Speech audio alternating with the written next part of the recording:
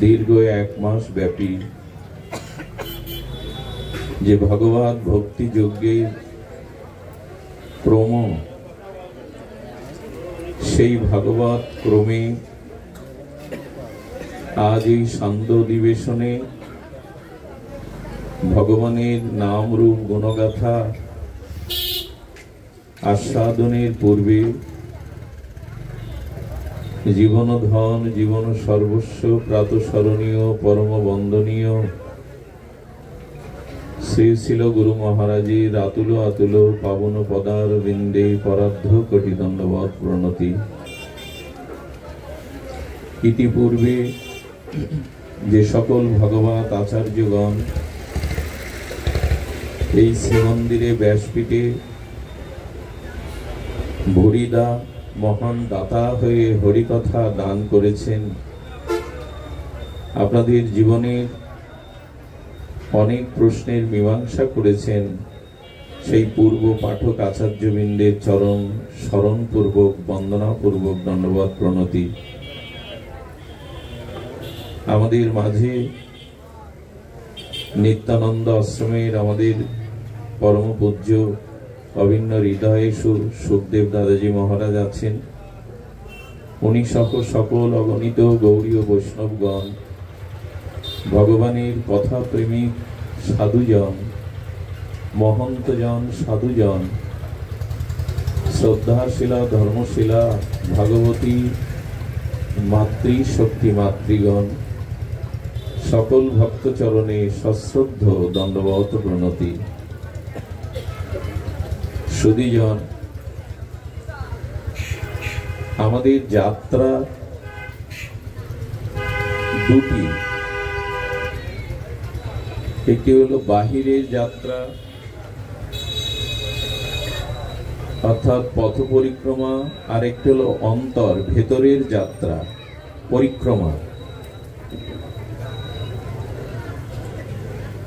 বাইরের কোনো স্থান থেকে কোনো স্থানে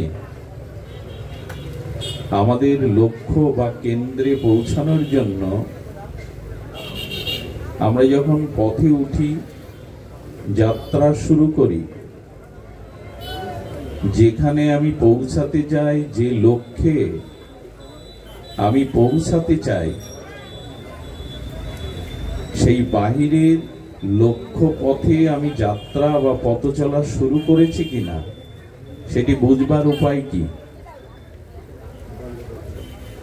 আমি এখান থেকে খুলনাতে যাব, এটা আমার লক্ষ্য, আমি যাত্রা শুরু করেছি গৃহ।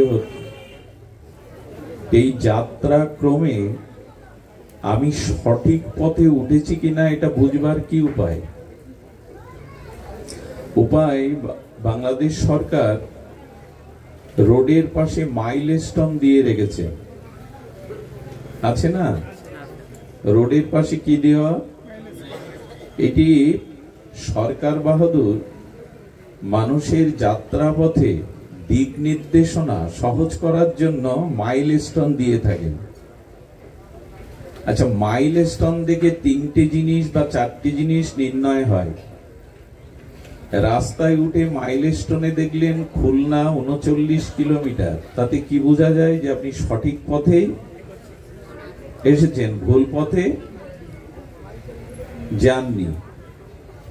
খুব ধ্যান দিতে হবে, কোলাহলের মধ্যে থাকলে আমরা এটা বুঝতে পারবো না। দুটো যাত্রা বললাম, একটা বাহিরের আর একটা ভেতরের। বাহিরের যাত্রায় পথে মাইলস্টোন জানিয়ে দিল যে না, তুমি যেখানে পৌঁছাতে যাও, যাত্রা শুরু করেছো, সেই লক্ষ্যে পৌঁছাতে সঠিক পথে আছো। তাহলে মাইলস্টোন বাইরের যাত্রায় জানিয়ে দেয় যে তুমি সঠিক পথে সঠিক মার্গেই উঠেছো।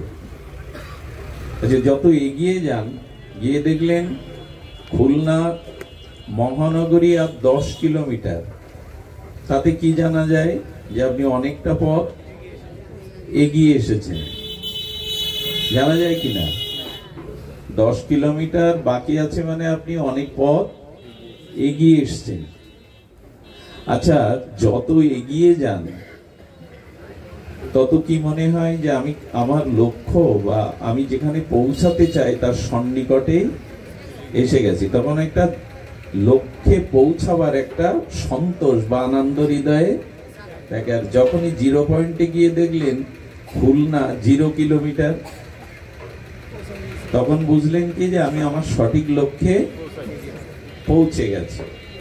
4টি জিনিস হয় মাইলস্টোনে: সঠিক পথে উঠেছি কিনা, কত পথ এগিয়েছি, কত পথ আর বাকি আছে, আর লক্ষ্যে পৌঁছালে একটা মানসিক শান্তি বা প্রশস্তি আছে যে আমি লক্ষ্যে পৌঁছে গেছি।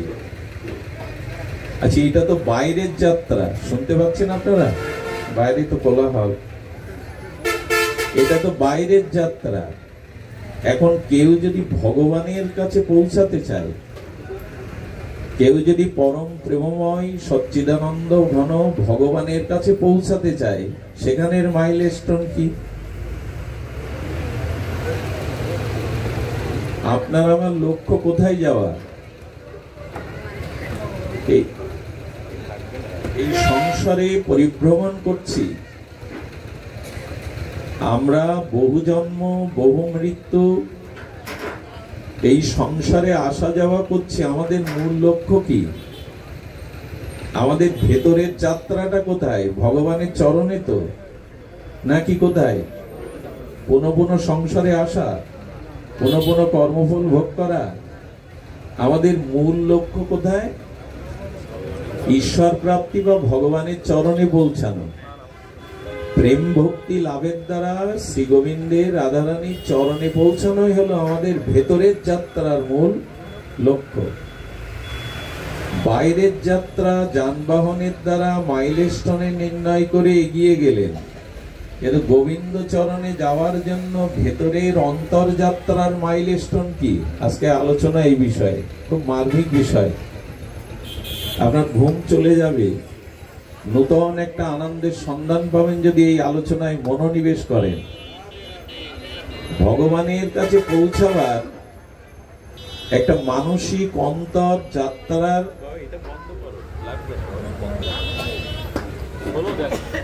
লাগবে না। সুধীজন, আজকের এই প্রসঙ্গে আমাদের আলোচনা যে ভগবানের চরণে পৌঁছানোর জন্য আমাদের মাইলস্টোন কি?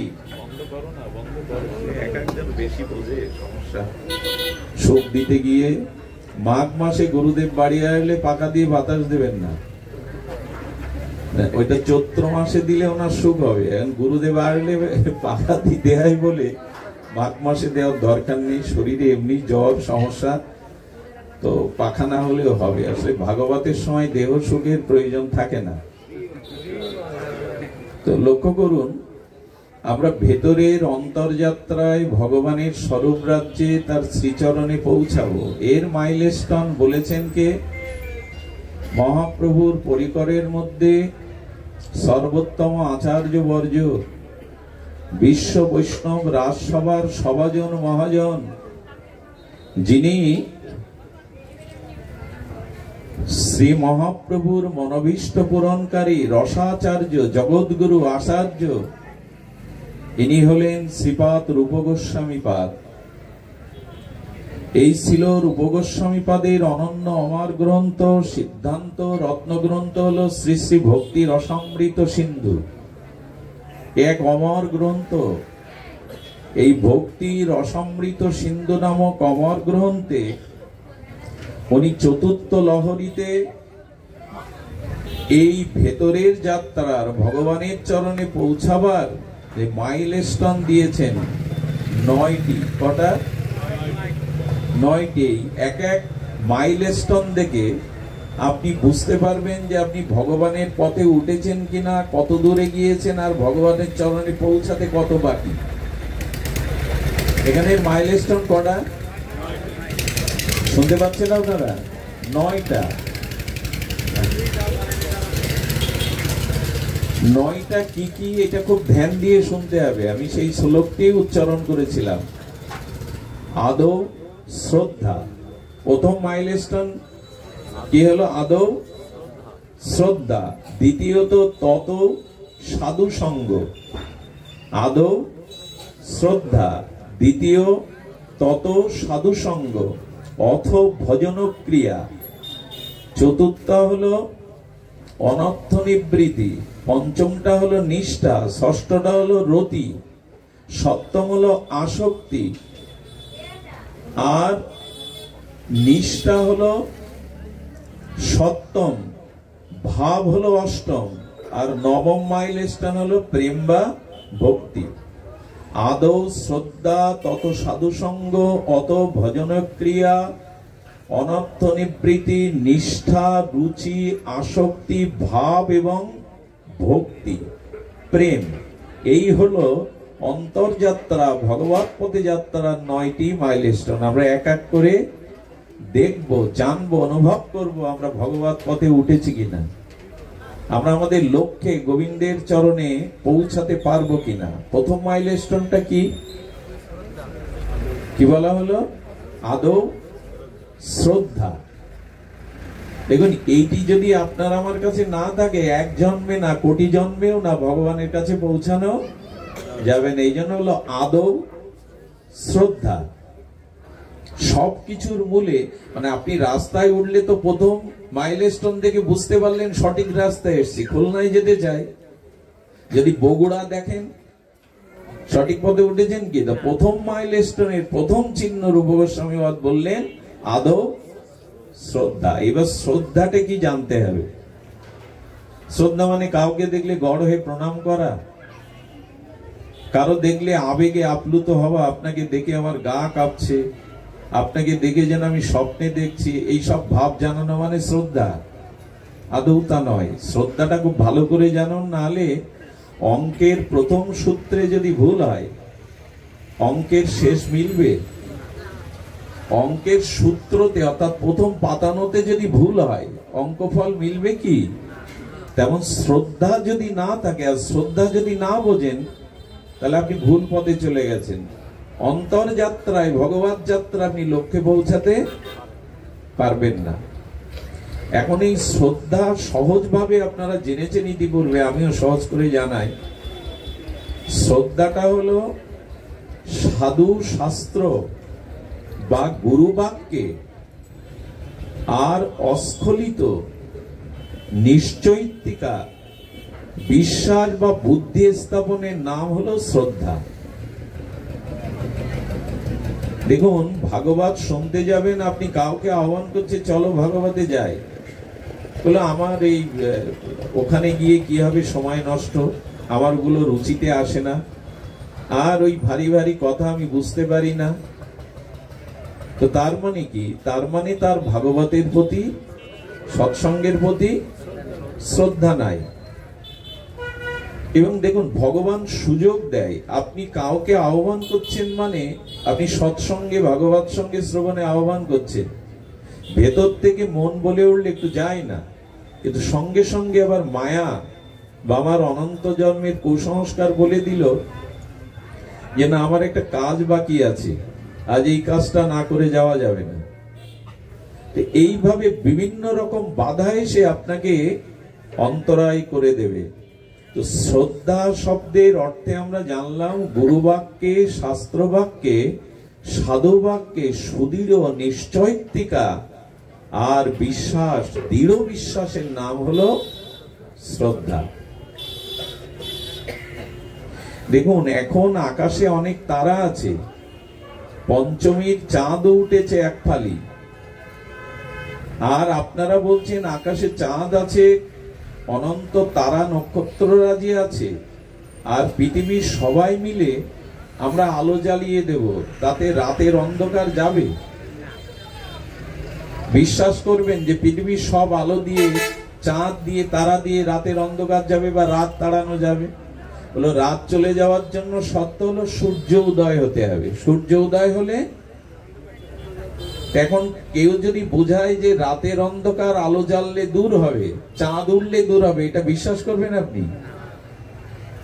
এই হলো নিশ্চয়িকা বুদ্ধিবৃত্তি, যে এখন রাত, সূর্য উদয় না হওয়া পর্যন্ত রাতের আধার। এটাই হলো নিশ্চয়িকা বিশ্বাস, সুদৃঢ় বিশ্বাস। এখন এই শ্রদ্ধা যদি সাধু শাস্ত্র গুরু বাক্যে না আসে, তাহলে আপনি ভুল পথে চলে গেছেন। প্রেম ভক্তি কোনো জন্মেই পাবেন না, বরঞ্চ আপনি বিপরীত স্খলিত হয়ে যাবেন। আদৌ শ্রদ্ধা এর একটি অপূর্ব দৃষ্টান্ত, এমন দৃষ্টান্ত আজ আমি সারাদিন মাথার মধ্যে হৃদয়ে এটা শুধু ভেবেছি যে কখন প্রসাদ রূপে আপনাদের একটু জানাতে পারবো। শ্রদ্ধার একটি অপূর্ব দৃষ্টান্ত শুনুন। দৃষ্টান্তটি হলো অর্জুনের পুত্রের পুত্র, ইনি পরীক্ষিত মহারাজ। ব্রহ্ম অভিশাপে তক্ষক দংশনে যখন উনি মারা যান, তখন ওনার ছেলের বয়স, জন্মজয়ের বয়স 7 বছর। খুব ধ্যান দিতে হবে। 7 বছর বয়সে রাজমুকুট পরে সিংহাসনে বসিয়ে পরীক্ষিত মহারাজ জগৎ থেকে চলে গেলেন। তো 7 বছর বয়স ক্রমে যখন জন্মেজয় কিছুটা বড় হলো, মনে হলো আমার পূর্বপুরুষ পঞ্চপাণ্ডব আর অনন্ত ব্রহ্মাণ্ডের কুলনায়ক সচ্চিদানন্দ ভগবান পরম ব্রহ্ম শ্রীকৃষ্ণ আমাদের পূর্বপুরুষের সাথে ভোজন করেছেন, শয়ন করেছেন, খেলা করেছেন, তাদের সাথে ছায়ার মতো ছিলেন। এখন সেই লীলাগুলি, চরিত্রগুলি আমি যদি একটু শুনতে পেতাম। পূর্বপুরুষের ইতিহাস কেনা জানতে চায়, গর্বের ইতিহাস, সাফল্যের ইতিহাস, বীরত্বের ইতিহাস। যদি ভগবান সাথে থাকে, সেই পূর্বপুরুষের ইতিহাস কার না জানার ইচ্ছা থাকে। এই প্রবল অভিলাষ, ইচ্ছা নিয়ে, উৎকণ্ঠা নিয়ে কার কাছে শুনবেন? তো যিনি মহাভারত রচনা করেছেন সেই ব্যাসদেবের নিকটে গিয়ে উপস্থিত হলেন। ব্যাসদেব তখন আছেন। ব্যাসদেবের চরণে প্রণত হয়ে বলছেন, আপনি ভগবানের জ্ঞান মূর্তি, জ্ঞান আবেশ অবতার। আপনি বেদ বিভাজন করেছেন, আপনি গীতা এবং রামায়ণ, গীতা এবং মহাভারত রচনা করেছেন, আপনি পুরাণ, উপপুরাণ রচনা করেছেন, সর্বতোভাবে ভাগবত মহাপুরাণ রচনা করেছেন। এই জন্য আপনার কাছে শুনতে চাই, মহাভারতের এই পর্বে পাণ্ডবদের এবং ভগবান শ্রীকৃষ্ণের এবং কৌরবদের ইতিহাস আপনি আমাকে শোনান। সুধীবৃন্দ, ব্যাসদেব যখন কুরুক্ষেত্রের বর্ণনার সময় চলে এসেছেন, তখন জন্মেজয় বলছেন, আচ্ছা, ভগবান শ্রীকৃষ্ণ স্বয়ং ভগবান অখণ্ড পরতত্ত্ব হয়ে এই যুদ্ধ বন্ধ করতে পারেনি? এই যুদ্ধ তো বন্ধ করার মতো সর্বময় শক্তির অধীশ্বর ভগবানের ছিল, এটা ঘটলো কেন? খুব ধ্যান দিন, এক একটি কথা যেন মুক্তার মতো আমাদের হৃদয়ে আমরা গ্রহণ করতে পারি। কাচের মতো না মনে করি, মুক্তার মতো করে যেন হৃদয়ে গ্রহণ করি। রাস্তায় যেতে যেতে যেমন রাধা কৃষ্ণ পেলে যদি দেখেন রাধা কৃষ্ণ, স্বর্ণ রাধা কৃষ্ণ যুগল হয়েছেন, ওটা যেমন আগ্রহ ভরে বুকে তুলে নেন, পথে ফেলে চেকে চলে যান না। এর এক একটি শব্দ হৃদয়ে সেভাবে নিন। উনি বলছেন, আমার সন্দেহ হয় ভগবান শ্রীকৃষ্ণ এই যুদ্ধ কি চেয়েছিলেন? উনি ভগবান, সর্বশক্তিমান, ওনার ইচ্ছার বিরুদ্ধে কিছু হতে পারে না। ব্যাসদেব বুঝলেন, আমি বলছি, তাও মহাভারতের রচয়িতা আমি ব্যাসদেব, তবু এই লীলার মধ্যে ওর সংশয় আসছে। তখন উনি বলছেন যে অনেক বিষয় আছে জগতে যেটা ভগবান চাইলেও ঘটে, না চাইলেও ওটি হবার, ওটি হতে হবে, ওইটি নিয়ম, ওটি হয়। ব্যাসদেব বোঝাতে যাচ্ছে, বলেন আমি কি করে বিশ্বাস করব ভগবান পারেন না এমন কোন কাজ আছে? কর্তম অকর্তম অন্যতা কর্তম সর্বদা কর্তম সর্বশক্তিমান ভগবান, উনি চাইলে যুদ্ধ আটকাতে পারতেন। মানে এই কথাটাই তার বিশ্বাস এলো না। কার এলো না? জন্মেজয়ের। কার মুখে শুনছে মহাভারত? যিনি মহাভারত রচনা করেছেন, ভগবানের জ্ঞানমূর্তি ব্যাসদেবের, শ্রীল ব্যাসদেবের মুখে শুনেও বলছেন, আমার মনে হয় না এটা হওয়ার ছিল, ভগবান এটা বন্ধ করতে পারতেন। বললেন না, কিছু ঘটনা আছে যা জগতে হবার, ভগবান সেটি চাইলেও হয়, না চাইলেও এটি মেনে নাও। বললেন এটা আমি মানতে পারলাম না। তখন ব্যাসদেব কি বললেন জানেন? আচ্ছা, আমি বলছি শোনো, তোমার 5 বছর পর তোমার জীবনে একটা ঘটনা ঘটবে, আজকে জেনে রাখো, শুনে রাখো, তুমি না চাইলেও সেটা ঘটবে। আহা, বলেন বলুন বলেন 5 বছর পরে তুমি যেন কোনো ঘোড়ার পিঠে উঠবে না, যেটা আমি জানি তুমি ঘোড়ায় উঠবে। যদি ঘোড়ায় উঠো তবে সে তো ঘোড়ায় উঠবে না, সাদা ঘোড়াতে উঠবে না। আমি জানি তুমি উঠবে, এও জানি তুমি উঠবেই নিষেধ সত্ত্বেও। যা ঘটবার ঘটবে 5 বছর পরে, বলে দিচ্ছি আমি।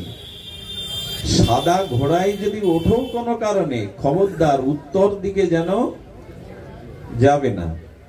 আচ্ছা, আমি জানি তুমি উত্তর দিকে যাবে, যদি উত্তর দিকেও যাও তবে খবরদার উত্তর দিকে যেতে যেতে কোনো সরোবর পেলে তৃষ্ণায় তার পাশে বসবে না। আমি এও জানি তুমি বসবে।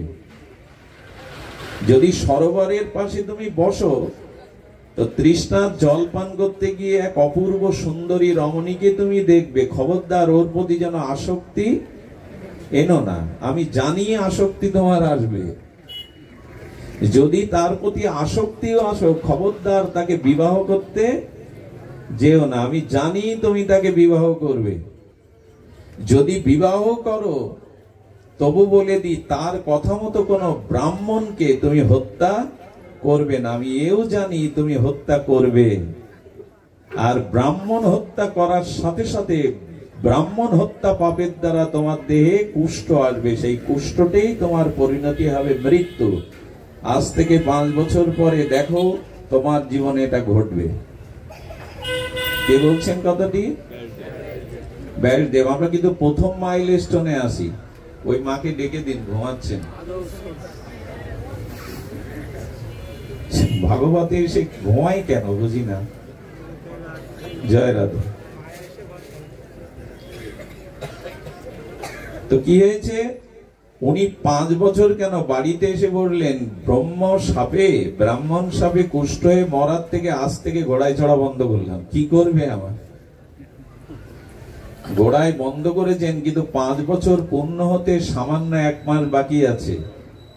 ওই সময় ওনার মনের মধ্যে হঠাৎ করে ঘোড়ায় আরোহণ করার একটা তীব্র বাসনা জেগে গেল। মাঝে মাঝে আমাদের মনেও ইচ্ছা না হলেও দেখবেন কোন একটা ভাব জেগে ওঠে, যাকে আপনি নিয়ন্ত্রণ করতে পারেন না। তেমন করে ঘোড়ায় সওয়ারের, অর্থাৎ ঘোড়ায় ওঠা রাজ পরিবারের, তো ঘোড়ায় ওঠার এমন স্পৃহা জেগে গেল। আমি খুব ধ্যান দিয়ে শুনতে বলছি। ঘোড়ায় ওঠার এত স্পৃহা জেগে গেল, ঘোড়াশালে গিয়ে উনি সেবকদের বলছেন, আমার জন্য একটা কালো ঘোড়া আনো। আচ্ছা, উনি বলেছিলেন ঘোড়ায় উঠবে না, তো ঘোড়ায় যদি ওঠো তো সাদা ঘোড়ায় উঠবে না। আচ্ছা, আমি ঘোড়ায় উঠি, কালো ঘোড়ায় উঠবো, আমার তো অনেকগুলো ঘোড়া, তাহলে তো আর সমস্যা নাই। উনি কি করেছেন, বলছেন সেবককে যে একটা কালো ঘোড়া আমার জন্য এনে দাও, বা লাল ঘোড়া, সাদা ঘোড়া আনবে না। এখন সেবক সাজিয়ে গুজিয়ে সেই সাদা ঘোড়াই এনেছে। উনি কি উঠবেন? মনে আছে তো সেই কথা। উনি বলছেন, আমি তোমাকে লাল বা কালো ঘোড়া আনতে বললাম, কেন সাদা ঘোড়া আনলে? বললেন, আজ ওই ঘোড়াগুলো সব জড়ো জড়ো অসুস্থ হয়ে পড়ে আছে, ওরা 1 পাও যেতে পারবে না। তখন জন্মে যায় ভাবছে, হ্যাঁ ঘোড়ায় উঠতে বলেছিলেন উনি, সাদা ঘোড়ায় উঠতে, কিন্তু উত্তর দিকে যেন না যায়। উত্তর দিকে না গেলে হলো আমি দক্ষিণে যাব। দক্ষিণে যেতে যেতে যেতে যেতে শিকারী তো রাজেন্দ্র বর্গের মৃগয়া শিকারের অভ্যাস ছিল, তীর ধনুক নিয়ে হরিণের পিছনে তাড়া করেছে। হরিণ দক্ষিণ থেকে হঠাৎ করে কোন দিকে যাচ্ছে? উত্তর দিকেই। উনি বলছেন যে উত্তর দিকে যেও না নিষেধ ছিল, কিন্তু উত্তর দিকে যেতে গিয়ে বলেছিলেন সরোবর পেয়ে জলতৃষ্ণায় যেন সেখানে বসবে না। তো উত্তর দিকে যাচ্ছি বলেই সরোবর পেয়ে বসবো কি? উত্তর দিকেই চলে গেছে। এখন ছুটতে ছুটতে তো তৃষ্ণা লেগেছে, আর তৃষ্ণা কারো বাধা মানে? সেই তৃষ্ণার্ত হয়ে স্বচ্ছ জলের সরোবরের পাশে শীতল হাওয়াতে বসে গেছে। বলে বসছি, বলেছিলেন কোন সুন্দরী দেখে আসক্তি হবে না, কিন্তু ওই পারে দেখে এক অপরূপ অশ্বরী সম সুন্দরী দাঁড়িয়ে। আচ্ছা, উনি বলেছিলেন অশ্বরী দেখবে, কিন্তু তার প্রতি আসক্তি তাকে আর হয়? অশ্বরীকে দেখেই মনের মধ্যে ওনার আসক্তি, কামাসক্তি জেগে গেছে।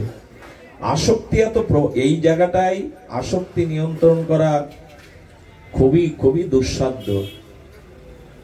সেই রমণীর অপরূপ রূপ মাধুরী দেখে, সৌন্দর্য দেখে, বিশ্বমোহিনী সেই মাধুর্য রূপ দেখে, সৌন্দর্য রূপ দেখে আসক্ত হয়ে তিনি প্রস্তাব দিলেন, আমি তোমাকে আমার রাজপ্রাসাদে নিয়ে যেতে চাই, সুখী রাখতে চাই।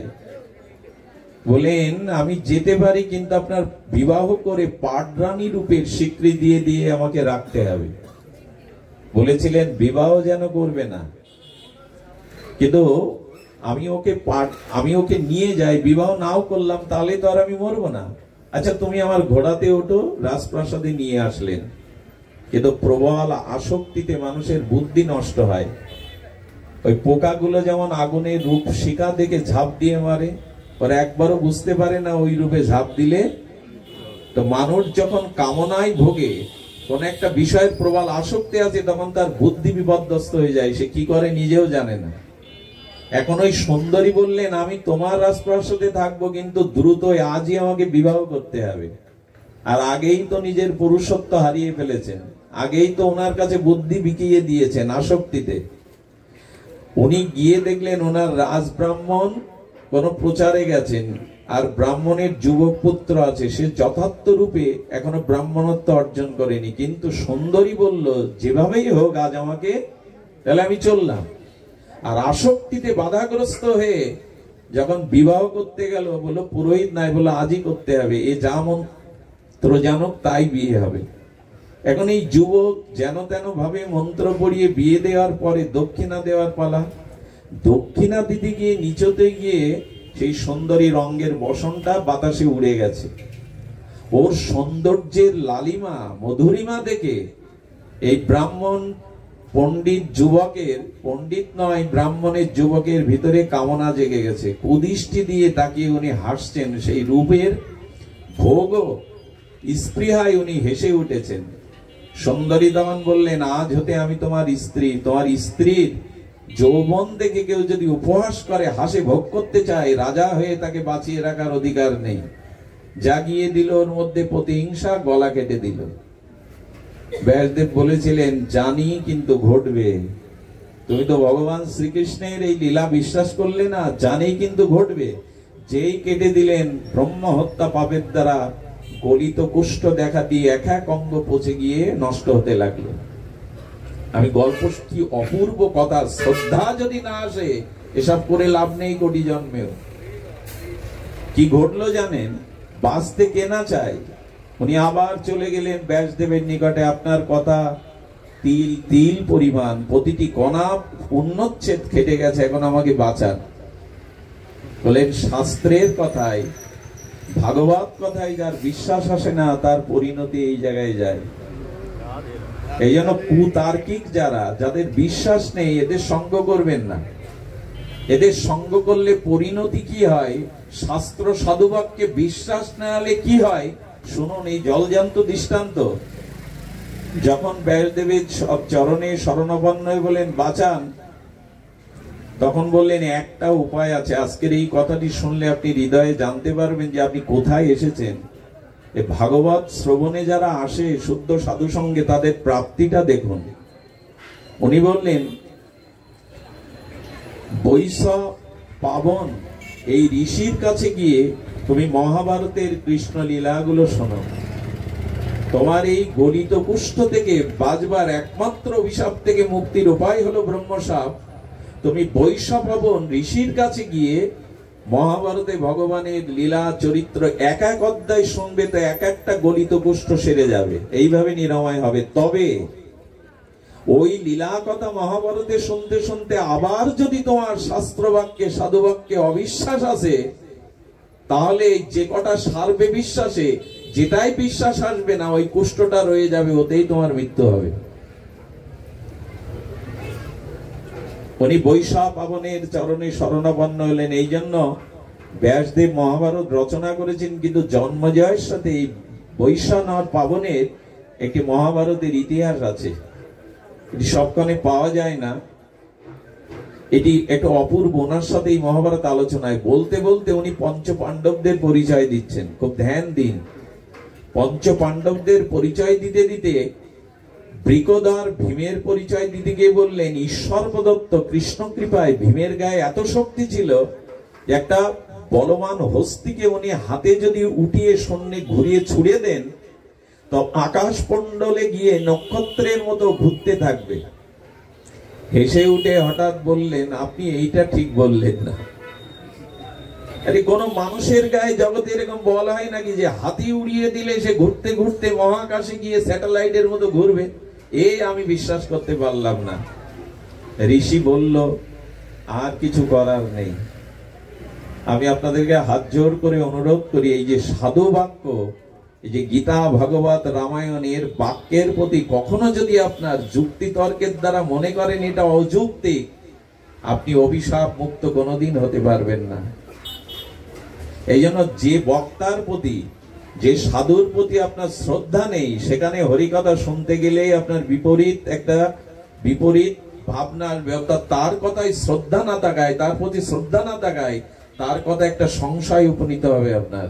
আর যখনই সাধু বাক্যে, শাস্ত্র বাক্যে সংশয় আসবে, তখনই আপনার জীবনে এই অভিশাপ, এই পরিণতি নেমে আসবে। আদৌ শ্রদ্ধা এই জন্য বলেছেন, স্বজাতীয় বক্তার মুখে ভাগবত শোনো, স্নিগ্ধ বক্তার মুখে ভাগবত শোনো, ভজনানন্দী যে তোমার থেকে 100 গুণ ভজন বেশি করে তত্ত্বজ্ঞ, তার আলোচনা, তার সঙ্গ শোনো।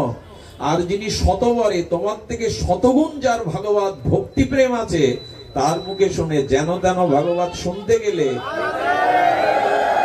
ওই যুক্তি তর্কে, ওই ভাগবত কথায় যদি অবিশ্বাস আসে, তো জন্মজয়ের পরিণতি দিতে হবে তোমায়। খোল বাজলো, করতাল বাজলো, বক্তা এসে বসলো, ছুটে গেলাম, এরকম না। আমার কথা না, এই রূপ গোস্বামীবাদ বলেছেন, কার মুখে ভাগবত শুনতে হবে? আমার মুখে, আমার মতো মাদিস বিষয়ের মুখে। বললেন না, এই 4টে গুণ যার আছে তার কাছে। প্রথমে স্বজাতীয়, তুমি রাধা কৃষ্ণ নিতাই গৌরের ভজন করো, বক্তাও যদি তোমার স্বজাতীয় মতের হয়, তার মুখে শুনলে জমে যাবে। বোঝা গেল? আমি সৎসঙ্গী পাঠ শুনছি বৈষ্ণবের মুখে, ওখানে মজবে না, ওখানে মিলাতে পারবেন না। স্বজাতীয় বক্তার মুখে আলোচনা হচ্ছে, ভাগবত হচ্ছে, গড়ে চলে গেলাম, গিয়ে কি দশা হয় জানেন? ওই কথাতে যদি আপনার অবিশ্বাস, অশ্রদ্ধা আসে, আপনি গেলেন। স্বজাতীয় বক্তার মুখে ভাগবত শুনতে হবে। দ্বিতীয় কি করতে হবে? সে বক্তা আলোচনা করছে, সে যদি স্বজাতীয় হয়, অথচ তার মধ্যে স্নিগ্ধতা থাকতে হবে, তার নির্মলতা থাকতে হবে। কথায় কথায় ক্ষেপে ওঠেন, কথায় কথায় রেগে যান, কথায় কথায় বিরূপ আচরণ করেন, এই স্নিগ্ধতা যার মধ্যে নাই, তার মুখে ভাগবত শুনলে ওই গুণাবলী তোমার মধ্যেও চলে যাবে। দ্বিতীয়, তাকে হতে হবে ভজনানন্দী। আমাকে উনি 4টেই উঠতে বলেন, উনি ওঠেন 7টায়। ভজনানন্দী, ভজনানন্দে যিনি ডুবে আছেন, তার মুখে ভাগবতটা শুনতে হবে। আপনাদের বলে দিলাম, আপনারা ভোরে উঠবেন, মঙ্গল আরতি দেবেন, আমি উঠি 7টায়।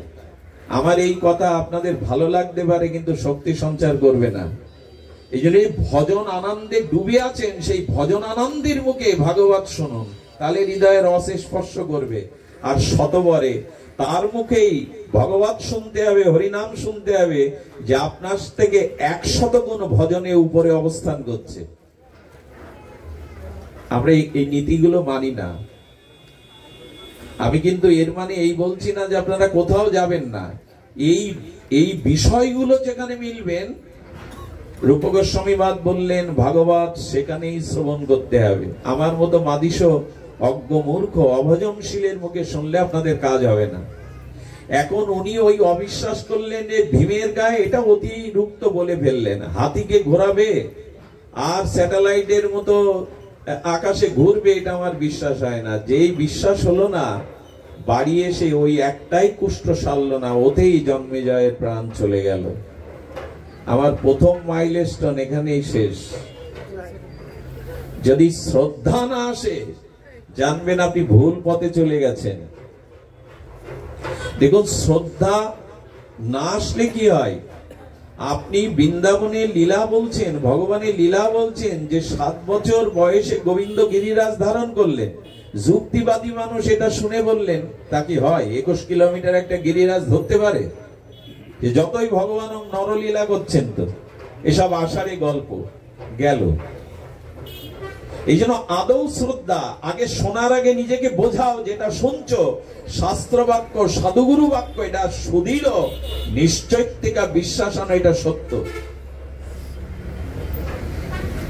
এই শ্রদ্ধাটাই প্রথম মাইলস্টোন, আপনি সঠিক পথে আছেন কিনা। যাবেন খুলনায়, দেখলেন মাইলস্টোন লেখা বগুড়া 110 কিলোমিটার, আপনি সঠিক পথে যাননি। শ্রদ্ধা না এলে জানলেন আপনি পড়ে গেলেন। আচ্ছা দেখুন তো, একটা কথা আপনাদের মতে লাগে কিনা, সবখানেই যদি যুক্তি তর্ক খোঁজেন, বিশ্বাস না নেন, আপনি এগোতে পারবেন না। আচ্ছা ক্লাস 2 ছাত্র, আপনি ওখানে গিয়ে ছাত্রকে পড়াচ্ছে, বলো এ বি সি ডি, ও তখন বললেন এরপরে বি কেন স্যার, এরপরে ডি হলো না কেন? আচ্ছা এইভাবে যদি স্যারের সাথে যুক্তি করে যে এরপরে বি না হয়ে ডি হওয়া উচিত ছিল, লেখাপড়া এগোবে? ওর বিএ এমএ পাস করা হবে? সাধু যা বলছে, গুরুদেব যা বলছে, শাস্ত্র যা বলছে, তার আগে একটা বিশ্বাস আনো, যুক্তি তর্ক আনতে যেও না ওখানে। তারপরেই তো লেখাপড়া শিখবে। প্রতি কাজে এরপরে বি হবে কেন, সি হলো না কেন, এ বললে লেখাপড়া হবে? প্রথম অবস্থায় অন্তত মেনে নিন। আর এই জন্য যার প্রতি শ্রদ্ধা আছে তার কাছে ভাগবত শুনুন, কারণ যার প্রতি আপনার শ্রদ্ধা ভক্তি আছে তার কথা মেনে নেওয়ার একটা ভাব হৃদয়ে থাকে। প্রিয়জন যা বলে, আমি যাকে শ্রদ্ধা করি ভালোবাসি, সে যা বলে তাতে একটা মেনে নেওয়ার ভাব থাকে। আমাদের অবস্থা কি হয় জানেন, সঙ্গ করছি সব, একজন একরকম বলছে, আর একজনের কাছে কি বলছে, উনি আগের দিন যা বলেছিলেন তার থেকে কথাই যে যুক্তি আছে, এইটা বাদ পড়ে গেল। এই বহুবিধ সঙ্গ করতে করতে, বিজাতীয় সঙ্গ করতে বিশ্বাস আর শ্রদ্ধাটাই নষ্ট হয়ে যায়। তাতে করে কি হয়, এই যে বললাম জন্মে জয়ের জীবনে এরকম ঘটনা ঘটলো, চিন্তা করতে পারেন। এই জন্য আপাতত মেনে নিন যুক্তি তর্ক। দেখুন কেউ যদি বলে, সন্তান যদি বলে মা আমার বাবাকে, এই তোর পিতা, তোর জন্মদাতা। আচ্ছা ও যদি প্রমাণ দেখতে চায়, ওর যদি প্রমাণ যুক্তি দেখতে চায়, ওখানে কোনো যুক্তি খাটে কি? ওখানে মার কথাটাই অন্ধভাবে বিশ্বাস করতে হবে যে এই ওর পেছনে মাকে দেখে দাও। গালে জল দেওয়ার মতো অবস্থা হয়েছে, আ করে ঘুমাচ্ছেন। আমার আবার দৃষ্টি খারাপ, ওদিকে চলে যায়। কি জন্য আসো তোমরা? জয় রাধে। আপনারা কষ্ট পাবেন না। বুকে তীর, পাখি গান গাইতে গাইতে শিকারী তীর বিদ্ধ করলে যেমন পাখি ছটফট করে, হরিকথা শুনতে শুনতে যখন কেউ ঘুমায়, উদাস হয়, এরকম ব্যথা লাগে। এখানে এসছে। আচ্ছা হরিকথাতে আর সাধু সঙ্গে আপনি আপনার কারণে আসতে পারেননি। ভগবান বিশেষ রূপে কোন জীবের প্রতি যখন কৃপা করেন, নাহলে যুক্তি আসতে পারতো। আপনি আসতে চাইছেন তো, বাড়ি কোনো বিপদ ঘটতে পারত, আপনার বুকে ব্যথা উঠতে পারত, আকাশ খারাপ হতে পারত, কোনো দুঃসংবাদ আসতে পারত। এগুলো আসেনি মানে ভগবান চেয়েছেন আজ আপনি ভগবতে যান, নিজের মঙ্গল করুন। আবার অনেকে এসে বাধা দিতে পারত, অনেকে কুযুক্তি দিয়ে অন্য পথে নিয়ে যেতে পারত, এসেছেন। আচ্ছা যদি বলেন আপনার এই কথা মেনে নিয়ে কি করি, ভগবান কারো প্রতি দয়া হলো তাই ভাগবতে পাঠালেন, অন্যের প্রতি হলো না, সে আসলো না, এটা পক্ষপাতিত্ব হয়ে গেল না ভগবানের? এখন তো যুক্তি ছাড়া কথা কেউ নেবে না। এই মানুষগুলোকে ভগবান তাহলে কৃপা করেছেন যারা মোবারকপুর এই মন্দিরে এসে ভাগবত শুনছেন। আর কোন মানুষকে ভগবান তাহলে কৃপা করেননি, এই জন্য ওরা আসেনি। কথা তো তাই দাঁড়ায়। এ কথার যুক্তি দিয়েছে, বহু জন্মে যদি কারো পুণ্য সৎকর্ম সঞ্চিত থাকে, তবে সেই বহু জন্মার্জিত কর্মের, সুকর্মের কারণে, সুপূর্ণের কারণে ওই জীবের হৃদয়ে ভগবান প্রেরণা দিয়ে তাকে ভাগবতে পাঠায়। যার বহু জন্মের পূর্ণ নেই, তার হৃদয়ে ভগবান এই প্রেরণা দেবেন না। এই জন্য বহু জন্মের স্বীকৃতি থাকলে আর ভগবানের বিশেষ কৃপা যোগ হলে তখন সাধু সঙ্গ হরিকথা শোনার ভাগ্য হয়। এত ভাগ্য পেয়ে এসেও যদি ঘুমান আকাশের দিকে তাকিয়ে, কি বা করার আছে বলে? এখানে সতর্ক থাকুন। দেখুন বলি, ভাগবত কথা যদি কারো রুচি হয়, দেহাবেশের সমস্ত ধর্ম চলে যায়, মল মূত্র বেগ ঘুম ক্ষুধা তৃষ্ণা সব চলে যায়। ভাগবতে যা রুচি হয় কয়েকটি লক্ষণ আছে, তার দেহাবেশ, কোথায় বসে আছি, কত রাত হয়েছে, ক্ষুধা তৃষ্ণা মলমূত্র বেগ, এগুলো শরীরে কাজ করে না। ভাগবত শ্রবণে যদি কেউ কেউ মনে মনে বললেন, বলতে বলেছি বলে, তোমাকে ব্যাসাসনে তুলেছি বলে যাতা বলবে, আমার 4টেই উঠতে হয়, এটা নিয়ম সেবা মাস অমুক তমুক, এরকম যুক্তি খাটান। মেয়ের বিয়ে হতো, আপনি ঘুমাতেন বাড়ি? ঘুমাতেন না। আর আপনাদের বরযাত্রী যদি বাসে করে নিয়ে ব্যান্ড বাজাতে বাজাতে নিয়ে যেতাম এসি বাসে করে, ঘুমাতেন না, ওইখানে ঘুম আসতো না। এখানে সতর্ক হতে হয়, খুব ব্যথা লাগে, কষ্ট লাগে যখন ভাগবতে কেউ ঘুমান। সুধীজন, ধ্যান দিন, যুক্তি তর্ককে পেছনে রেখে সজাতীয় স্নিগ্ধ ভজনানন্দী সাধুগণ যা বলছেন সেই কথার প্রতি শ্রদ্ধা রাখুন। ভাগবত শ্রবণে গোকর্ণ উপাখ্যানে আর 85 পর্যন্ত বৈকুণ্ঠে গিয়েছিল ভগবানের রথে করে। ভাগবত এমন জিনিস, তবে এর প্রতি আগে শ্রদ্ধা আসা দরকার, আদৌ শ্রদ্ধা। দ্বিতীয় মাইলস্টোন, 9টা আমরা কটা পৌঁছাতে পারবো জানি না, 2-1টা তো বলি। দ্বিতীয় মাইলস্টোন হলো আদৌ শ্রদ্ধা, তত সাধু সঙ্গ। শ্রদ্ধা যদি কারো হয় সাধুতে, বৈষ্ণবে, ভাগবতে, তখন মাইলস্টোন তাকে দ্বিতীয় পদক্ষেপে, দ্বিতীয় কিলোমিটার এগিয়ে নিয়ে, দ্বিতীয় মাইলস্টোন হলো সাধু সঙ্গ। শ্রদ্ধা এলেই কেবল সে সাধু সঙ্গ করতে যায়, শ্রদ্ধা না এলে কেউ সাধু সঙ্গ করে না। এখানে পয়সা খরচ করে রাত জেগে কর্ম ফেলে দূর দূরান্ত থেকে এসে মাটিতে রাস্তায় বসেছেন, নিশ্চয়ই হরিকথাতে সাধু সঙ্গে শ্রদ্ধা আছে বলেই আপনি এসেছেন, না হলে আপনি আসতেন না। এই জন্য শ্রদ্ধা আপনাকে দ্বিতীয় একটা সোপানে, সিঁড়িতে পৌঁছে দেবে। ভগবানের চরণে প্রেম ভক্তি সোপান 9টা মাইলস্টোন। দ্বিতীয় হলো তত সাধু সঙ্গ। এখন এই সাধু সঙ্গ, এই প্রসঙ্গে আমাদের একটু ভালো করে ধ্যান দিতে হবে। সাধু সঙ্গটা আসলে কি, আর প্রকৃত সাধু সঙ্গ কাকে বলে? যে সঙ্গ করলে, যে সাধু সঙ্গ গেলে বা সাধু সঙ্গের দ্বারা, শ্রবণ কীর্তনের দ্বারা আপনার জীবনে ভগবত ভজন শুরু হয়ে যায়, আপনার জীবনে ভগবত ভজন ক্রিয়াটি শুরু হয়, জানবেন সাধু সঙ্গ ঠিক ঠিক করা হচ্ছে। সাধু সঙ্গ হচ্ছে অথচ আমার জীবনে ভজন আসছে না, নামে রুচি আসছে না, ভগবত আরাধনায় অষ্টনায় রুচি আসছে না। যদি আপনার জীবনে ভজন ছিল না, এখন সাধু সঙ্গ করে যদি ভজন না আসে, জানবেন সাধু সঙ্গ ঠিক ঠিক হচ্ছে না। আগুন গায়ে দেবেন, আপনার অগ্নি গা পোড়াবে না। আপনি জলে নামবেন অন্তত ভিজবেন না, এটা হতে পারে? সাধু সঙ্গ করছেন অথচ আপনার জীবনে ভজন আসছে না, জানবেন বন্ধা নবরী রমণী যেমন মা হতে পারবে না, তেমনি সাধু সঙ্গ করে যার জীবনে ভজন না আসে, একটু প্রসাদ ভোজি, একটু ভগবানকে সেবা করা, একটু তীর্থে ভ্রমণে যাওয়া, একটু ভাগবতে যাওয়া, এই সব ভজনগুলো আপনার একটু কাম ক্রোধ যদি না কমে, 10 বছর আগেও যে কাম ক্রোধ ছিল, মোহ ছিল, হিংসা ছিল, 10 বছর সঙ্গ করেও সেখানে দাঁড়িয়ে আছি, জানবেন সাধু সঙ্গ আপনার হয়নি। সাধু সঙ্গ হয়েছে এটা বুঝবার, জ্বর মাপবার যেমন তাপমান যন্ত্র থার্মোমিটার কয় ডিগ্রি জ্বর, তেমনি সাধু সঙ্গ হচ্ছে কিনা এটা বুঝবার উপায় আপনার জীবনে ভজন এসেছে কিনা, কাম ক্রোধ কিছুটা কমেছে কিনা, হিংসা বিদ্বেষ কিছুটা কমেছে কিনা, আপনার জীবনে দয়া এসেছে কিনা, ক্ষমা এসেছে কিনা, আপনার জীবনে হরিনামে রুচি এসে কিনা, কিছুটা পথ এগিয়ে যাচ্ছেন কিনা, এগুলোই প্রমাণ সাধু সঙ্গ।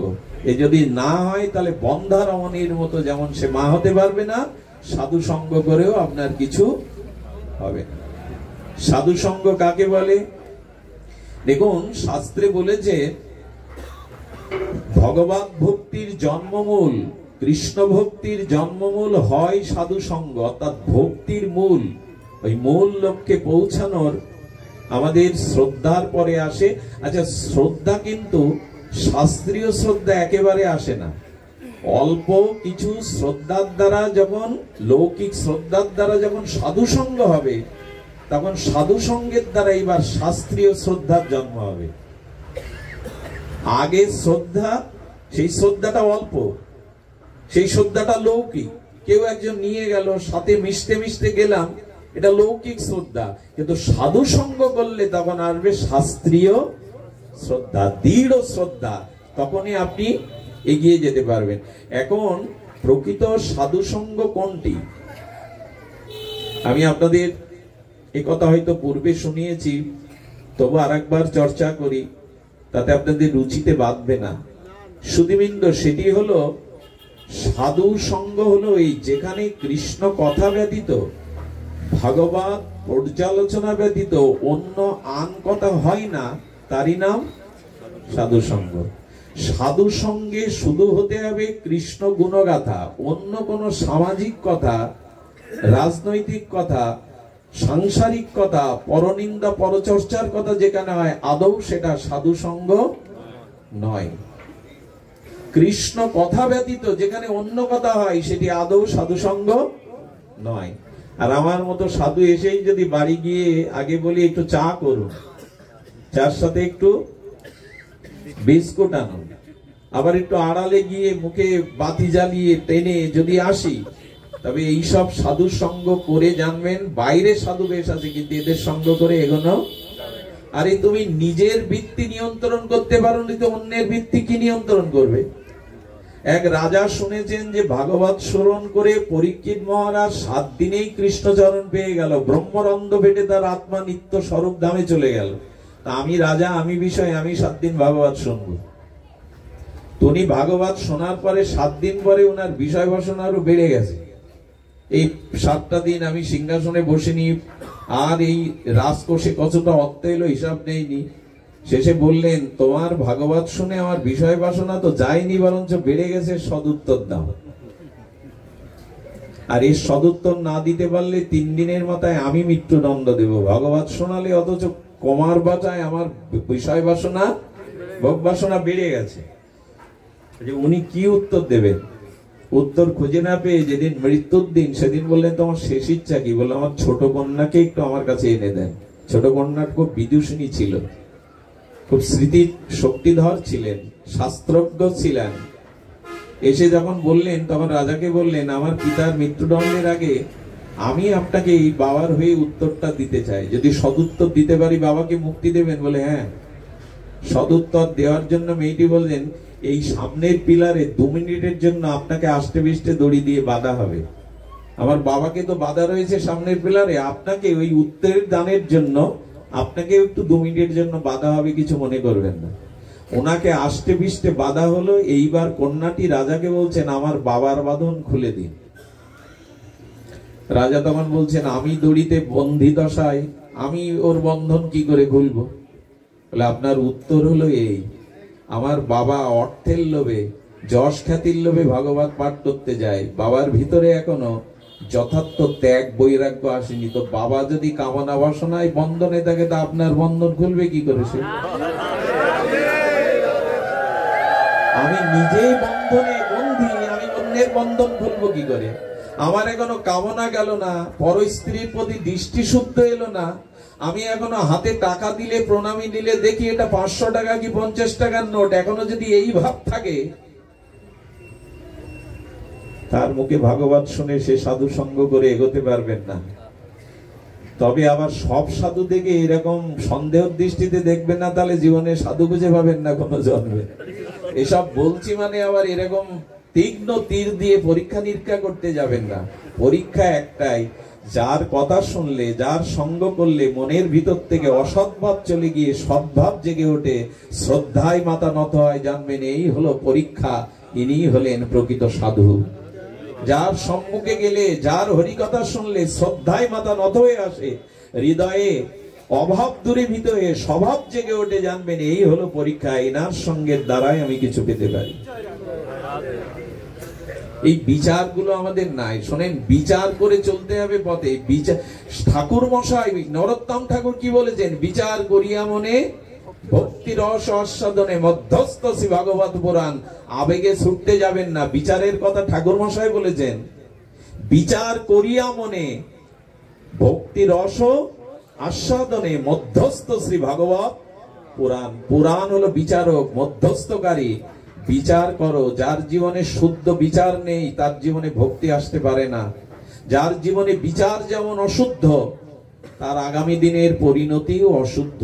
তাই বিচার করে সাধু সঙ্গ করো।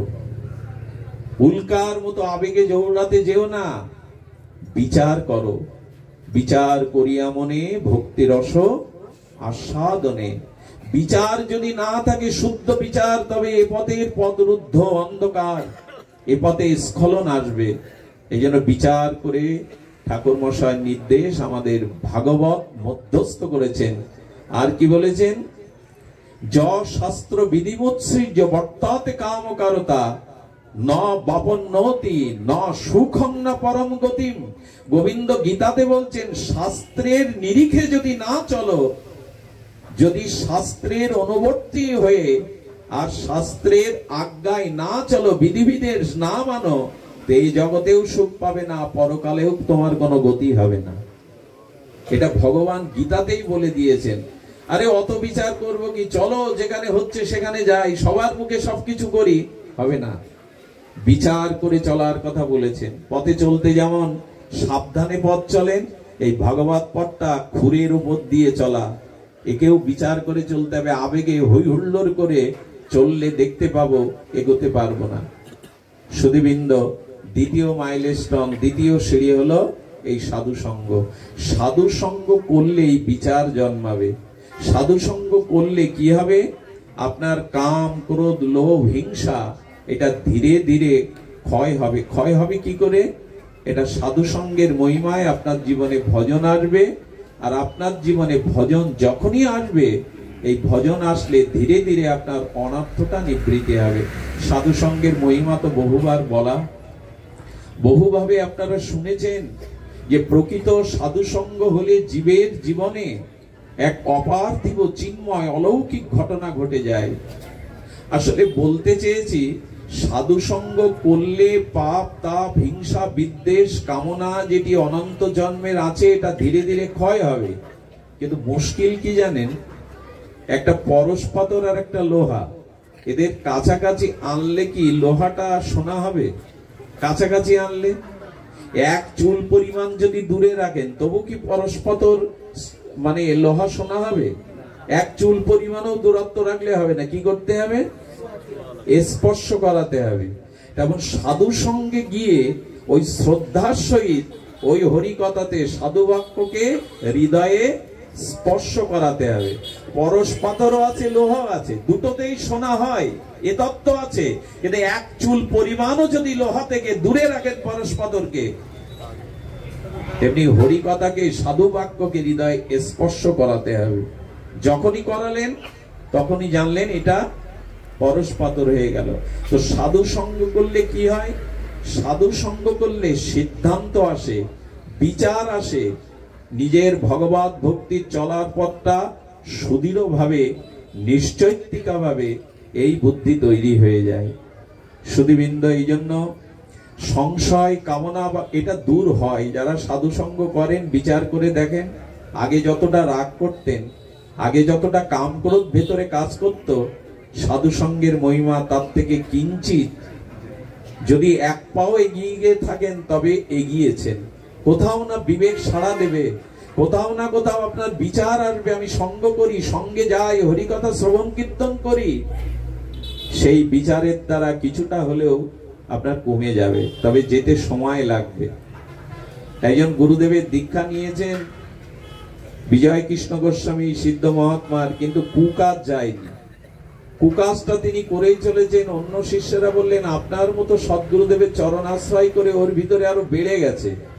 বিজয় কৃষ্ণ গোস্বামী হেসে বললেন, বেড়ে গেছে একেবারে যাবে বলে।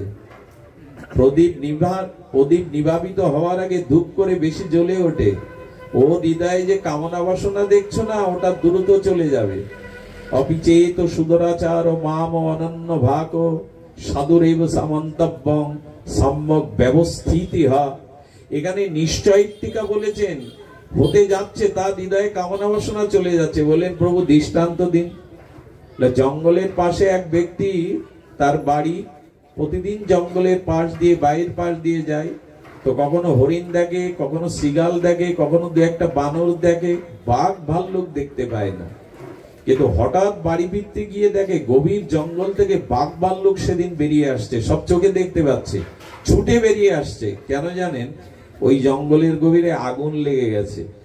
আগুন লাগলে হিংস্র প্রাণীরা বাঁচবার জন্য বাইরে বেরিয়ে আসছে, আর তখনই ওটা দৃষ্টি পড়েছে, বলে আমার মন্ত্র, আমার ভক্তির আগুন ও হৃদয়ে লেগে গেছে। অনন্ত জন্মের যে ওই হিংস্র জন্তুর মতো কামনা বাসনা ছিল, ওগুলো বেরিয়ে যাওয়ার সময় হচ্ছে। এই জন্য বেরিয়ে যেতে গেলে তো দেখা যাবে, কিছুদিন এটা জাগা যাবে, কিন্তু জানবে বিক্রম ভবতি, ও খুব দ্রুত সাধু হয়ে যাবে, ও খুব দ্রুত পরিবর্তন হয়ে যাবে। আপাতত তার মধ্যে যা দেখছো এটা থাকবে। ভগবান বললেন যে আমার ভজনে এসেছে সাধু রেব সামন্তব্যং, তাকে সাধু বলে মন্তব্য করবে, সাধু না হলেও মন্তব্য করবে। কিছুদিনের ভিতরে ওর হৃদয়ে আগুন লেগেছে, ওটা চলে যাবে। সুধীবৃন্দ, এই জন্য সাধু সঙ্গের আশ্রয় আসুন। আমি গতদিন বলেছিলাম কথাটি, আর একবার পুনর্চরণ করি। কোথায় যেন দেখুন, সজ্জন ব্যক্তি, সাধু ব্যক্তি আর সোনা, কি কি বললাম? সজ্জন, সাধু আর সুবর্ণ, সোনা, এরা বারবার যদি ভেঙে যায় তবে এরা পরাজিত হয় না, শেষ হয়ে যায় না, আবার গড়ে জীবন। আর দুর্জন আর কুমোরের ঘড়া অর্থাৎ কলসি বা ঘট যতই তৈরি হোক, ভেঙে গেলে আর গড়া যায় না। ধ্যান দিয়ে কথাটি শুনুন। একটা 100 টাকার নোটকে যদি আপনি 10 ভাগ ছিঁড়ে ফেলেন, বাজারে চলবে? এটা 1 ভরি সোনা যদি 10 খণ্ড করেন, চলবে কি না? মান কমবে কি? কমবে না। তার মানে বলা হচ্ছে যে একটি নোটকে 10 ভাগ করলেও আগের মতো সেটা চালাতে পারবেন না। আচ্ছা, কুমোর যখন মাটি দিয়ে ঘট বা কলসি তৈরি করে চাকে পুড়িয়ে পোড়ায়, পাকা করে, তখন ওই কলসি ভেঙে গেলে ওর থেকে আর গড়া যাবে তো? কিন্তু সোনার কলসি তৈরি করে যদি সোনার কলসি ভেঙে যায়, গড়া যাবে কিনা? তেমন সজ্জন যারা, সাধু যারা, এরা বারবার পিছিয়ে পড়লে, বারবার ভেঙে পড়লেও ভগবত কৃপায় একদিন দাঁড়িয়ে যায়, গড়ে যায়। কিন্তু যারা দুর্জন অসাধু ব্যক্তি, তারা কুমোরের ঘড়ার মতো। একবার ওই কলসি পাকে যদি আপনি পাকা করেন, তখন ভেঙে গেলে ওর থেকে আর গড়তে পারবেন না। এই জন্য দুর্যোধন যারা, তারা কখনো গড়ে না, আর যুধিষ্ঠিররা কখনো পিছিয়ে পড়লেও ভাঙে না। এই জন্য জীবনে সংকল্প করুন যে সৎসঙ্গ ছাড়া আমি অসৎসঙ্গে যাব না, এটা সংকল্প করুন। কারণ ওখানে পড়লে অনন্ত জন্ম পিছিয়ে যেতে হবে। আগেই বলেছি, আগুনে পুড়ে মরলে দেহ নষ্ট হয়, আত্মার ক্ষতি হয় না। কিন্তু অসৎসঙ্গে গেলে আত্মা 84 লক্ষ জনিতে তার নিচে নেমে যেতে হয়, অধঃপতিত হতে হয়। এই কথাগুলি বারবার শোনানো হচ্ছে যে সজ্জন ব্যক্তি পড়ে গেলেও শেষ হয়ে যায় না, উঠে দাঁড়ায়। সোনা বারবার ভাঙলেও, সোনার কলসি ভাঙলে আবার তাকে রূপ দেওয়া যায়, কিন্তু মাটির কলসি চাকে পুড়িয়ে ভাঙলে আর তাকে রূপ দেওয়া। দুর্যোধন এই জন্য গড়ে না। দয়া করে অসৎ সঙ্গ ত্যাগ করুন। যে দৃশ্য দেখলে, যার কাছে গেলে, যার সঙ্গ করলে মনের ভিতরে কাম, কামনা, ভোগ, স্পৃহা জেগে ওঠে, আপাতত বিরতি দিন, না হলে রক্ষা নাই। সুধীবৃন্দ, এই জন্য শাস্ত্রে বারবার বলেছেন সৎসঙ্গ করলে আপনার বিবেক জাগবে, আর সৎসঙ্গে ছাড়া বিবেক জাগলে বিচার আসবে। বিচার আর বিবেক যদি না জাগে তবে সব শেষ। আমার একটা ঘটনা মনে পড়লো। এক পণ্ডিত ছিলেন, অনেক শাস্ত্র জানেন। তার বাড়ির সামনে এক পতিতা এসে ওইখানে তার ক্রিয়াকলাপ চালিয়ে যাচ্ছে। খরিদ্দার আসে, মদ খায়, পতিতাদের যে অসামাজিক কার্যকলাপ মানে চলে, গান বাজনা। পণ্ডিত একদিন রাত্রে একাকী পতিতার কাছে গিয়ে বললেন, তোমার পাপের ভয় নেই, নরকের ভয় নেই, আরে পচে গেলে পোকা হবে এই দেহ, দেহ পুজিবিনি। ভগবান বলেছেন এসব অতঃসঙ্গ অসৎরঙ্গ ত্যাগ করে সৎপথে ফিরে এসো। পণ্ডিতের কথাগুলো বর্ষির মতো হৃদয়ে আটকে গেল।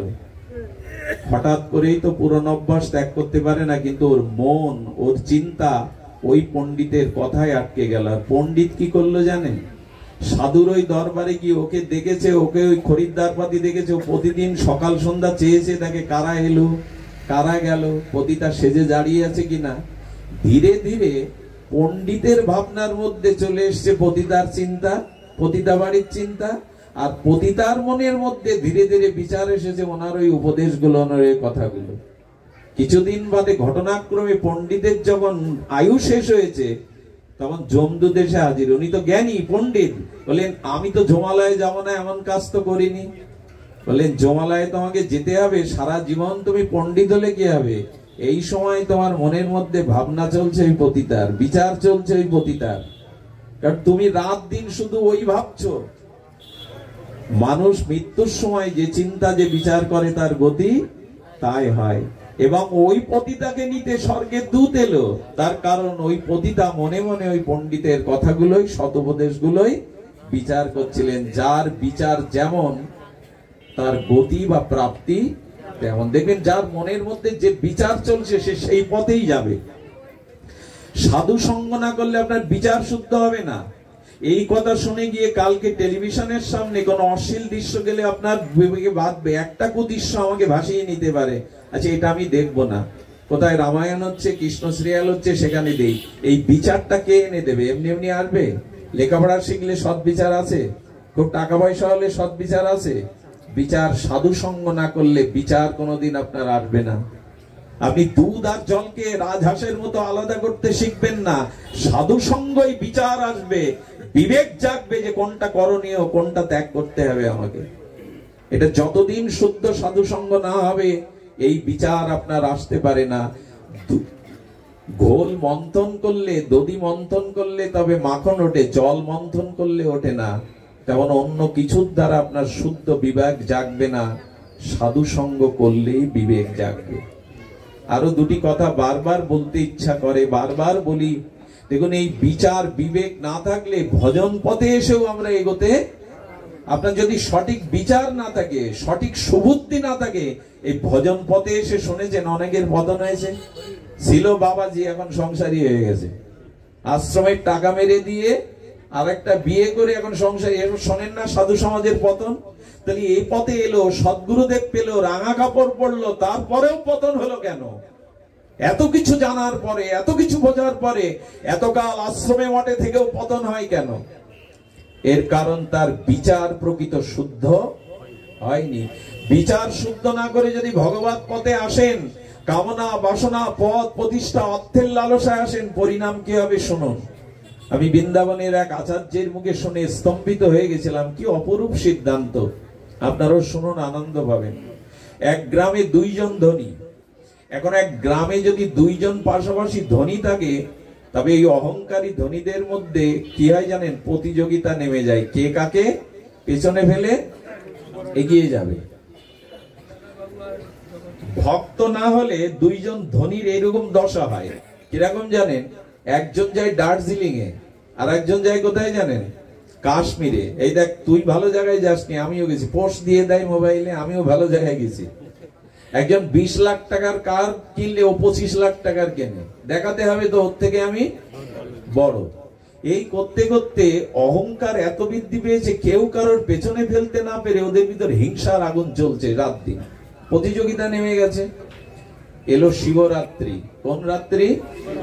শুনেছে এই রাত্রে কঠোর উপবাস করে শিব ঠাকুরকে ডাকলে শিব ঠাকুর সন্তুষ্ট হয়ে বর দিয়ে দেয়। শিবের পরে আমি ওকে পেছনে ফেলবো।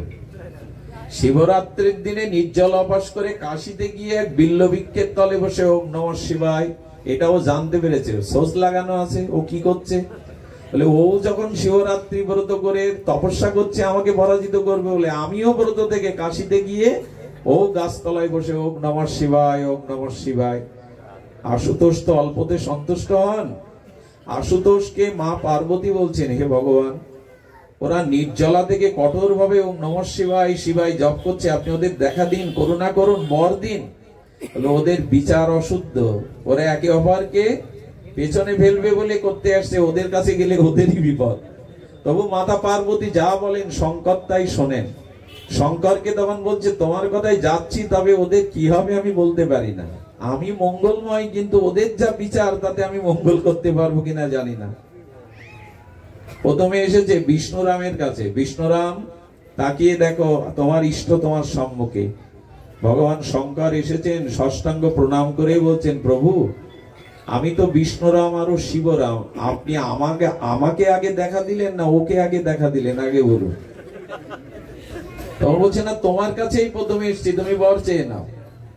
তখন বলছে প্রভু বর তো চাইবো, তখন চিন্তা পড়ে গেছে আমি যা চাইবো তার থেকে বেশি যদি ও চাই তাহলে আর এই সারা রাত উপবাস করে আর এই শিবটা করে এরকম নমঃ শিবায় করে কি হলো। ও বুদ্ধি করে, মানুষের বুদ্ধি তো কম না, পেঁয়াজ বুদ্ধি, মনে হিংসা বিদ্বেষ থাকলে তার সুবুদ্ধি হয় না। তখন বলছে এই বর দিন, ওর যা হবে আমার যেন দ্বিগুণ হয়, ডবল হয়। শিব ঠাকুর এসে বললেন তথাস্তু। এবার শিবরামের কাছে গিয়ে ওম নমঃ শিবায় ওম নমঃ শিবায় দেখা দিলেন। হর হর মহাদেব, ভগবান শঙ্কর দেখা দিয়ে গেলে একই প্রশ্ন, প্রভু আপনি বিষ্ণুরামকে আগে দেখা দিলেন না আমাকে? বলে না ওকে আগে দেখা দিয়েছি, তোমাকে পরে। বলেন পরে যদি হয় তুমি বর চাও, আমি বেশিক্ষণ দাঁড়াবো না তোমার সামনে। বলে প্রভু বর চাওয়ার আগে বলুন ও আপনার কাছে কি চেয়েছে।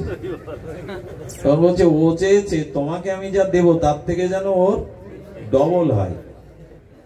খুব ভালো বর চেয়েছে। চিন্তা করে বললেন প্রভু আর আমার চিন্তা করার কিছু নেই, এক কাজ করুন আমার এক চোখ কানা করে দিন আপনি। ওর কি হবে? বিচার না করেও যদি ভগবত পথে আসেন না, এক সময় দেখবেন চোখ কানা হয়ে যাবে। হচ্ছেও অনেকের এই পথে এসেও অনেকের চোখ কানা হচ্ছে। এই জন্য বিচার করিয়া, মানে ঠাকুর মশার কথা না, এক একটা মন্ত্র। আর দয়া করে ভোগ লালসার জন্য ভগবানের কাছে যাবেন না, এটি ঠিক না। আরেকটা কথা বলি, গোবিন্দ বলেছেন অনন্য চিন্তান্তমান। একটা মন, সতী নারী তার পতিকে ছাড়া আর কাকে মন দেবে? একটা মন তুমি 10 জনকে দিয়ে বসেছ। শনিবারে এই পুজো, রবিবারে এই পুজো, মঙ্গলবারে এই পুজো, এই দেবতাই, সবাইকে মানুন, সবাই ঈশ্বরের শক্তি, কিন্তু এক মন কজনকে দেবেন আপনি ভাগ করে? এই জন্য গোবিন্দ বললেন সব ত্যাগ করে এক আমার শরণাপন্ন হও, অনন্যগত চিত্ত হে আমার ভজন করো।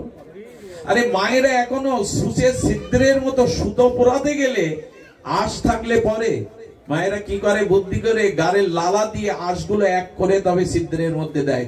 মনটা একদিকে দাও, 10 দিকে দিতে গেলে অনন্য ভক্তি হবে না।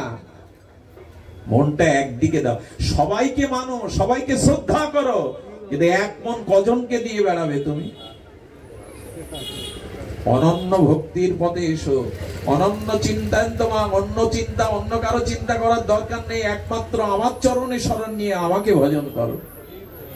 অন্যকে অশ্রদ্ধা সমালোচনা করার দরকার নেই, কিন্তু ভজন আমার করো। এই কথা আমরা বোঝাতে পারি না। এই জন্য বিচার শুদ্ধ কিসে হয়? সাধু সঙ্গে। কিসে হয়? কয় মাইল গেলাম, কটা মাইল স্টোন পেলাম? 2। আর তো বলার সামর্থ্য থাকলেও জানেন আপনারা, এভাবে আপনাদেরও কখনো অত্যাচার করবো, তবু আরেকটু এগিয়ে যায় মাইল স্টোন। কারণ ওই যে বললাম, পথে উঠে যদি দেখি 10 কিলোমিটার কি 5 কিলোমিটার চলে এসছি, তখন মনে হয় অর্ধেক পথ এগিয়ে আসছে, আরো এগিয়ে যেতে মনে হয় লক্ষ্যে পৌঁছাচ্ছি। দ্বিতীয় মাইল স্টোন সাধু সঙ্গ।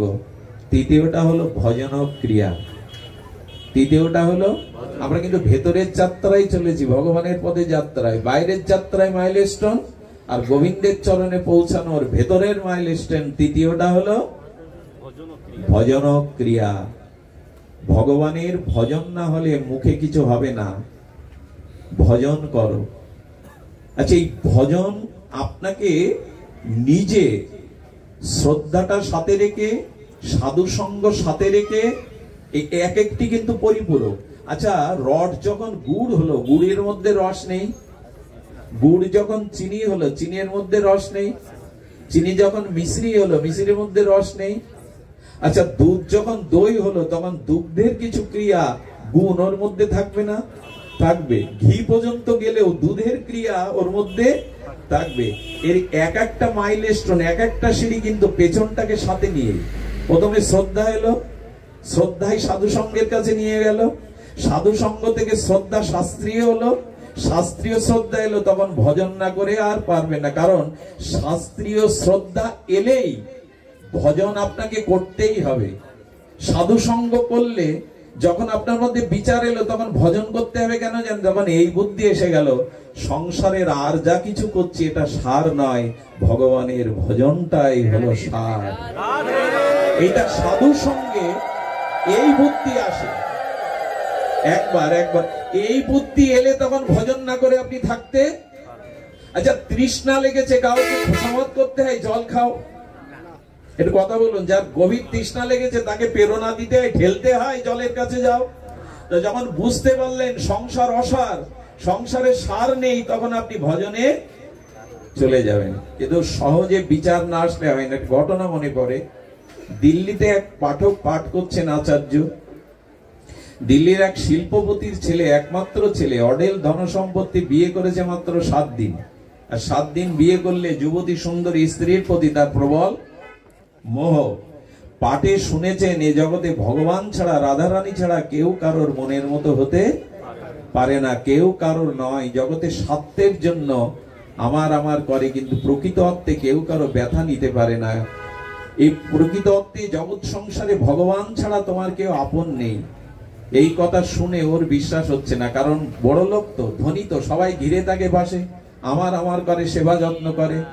আর স্ত্রী তো আবেগে বলে দিয়েছে, যতদিন নিঃশ্বাস প্রশ্বাস ততদিন আমি তোমার সাথে আছি, জন্ম জন্মান্তরে এই গিট খুলবো না।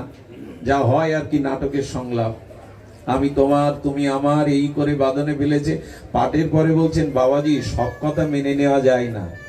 আমার পরিবারে আমি যা ভালোবাসা পাই, আমার স্ত্রী আমাকে যেভাবে 16 আনা মন দিয়েছে, আপনার এই কথা খাটে না, কেউ কারো নাই, ভগবান একমাত্র আমার আপন।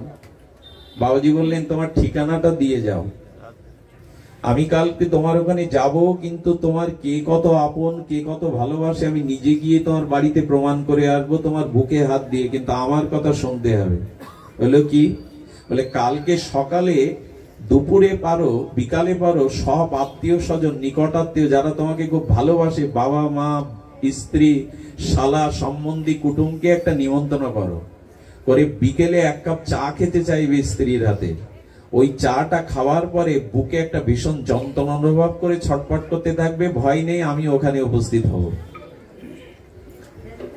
উনি করেছেন কি, সাধুর কথাকে বিশ্বাস করাবার জন্য, যুক্তি তর্ক পরীক্ষা নিরীক্ষা করার জন্য ঠিক ওই দৃশ্য করে স্ত্রীকে, পিতামাতাকে, ভাই ভগ্নদের, বন্ধু বান্ধব, কুটুম্ব আত্মীয়কে ডেকে সবাইকে একটু খাবার দিয়ে চা যোগ দিয়ে বললেন, আমাকে 1 কাপ চা করে দাও।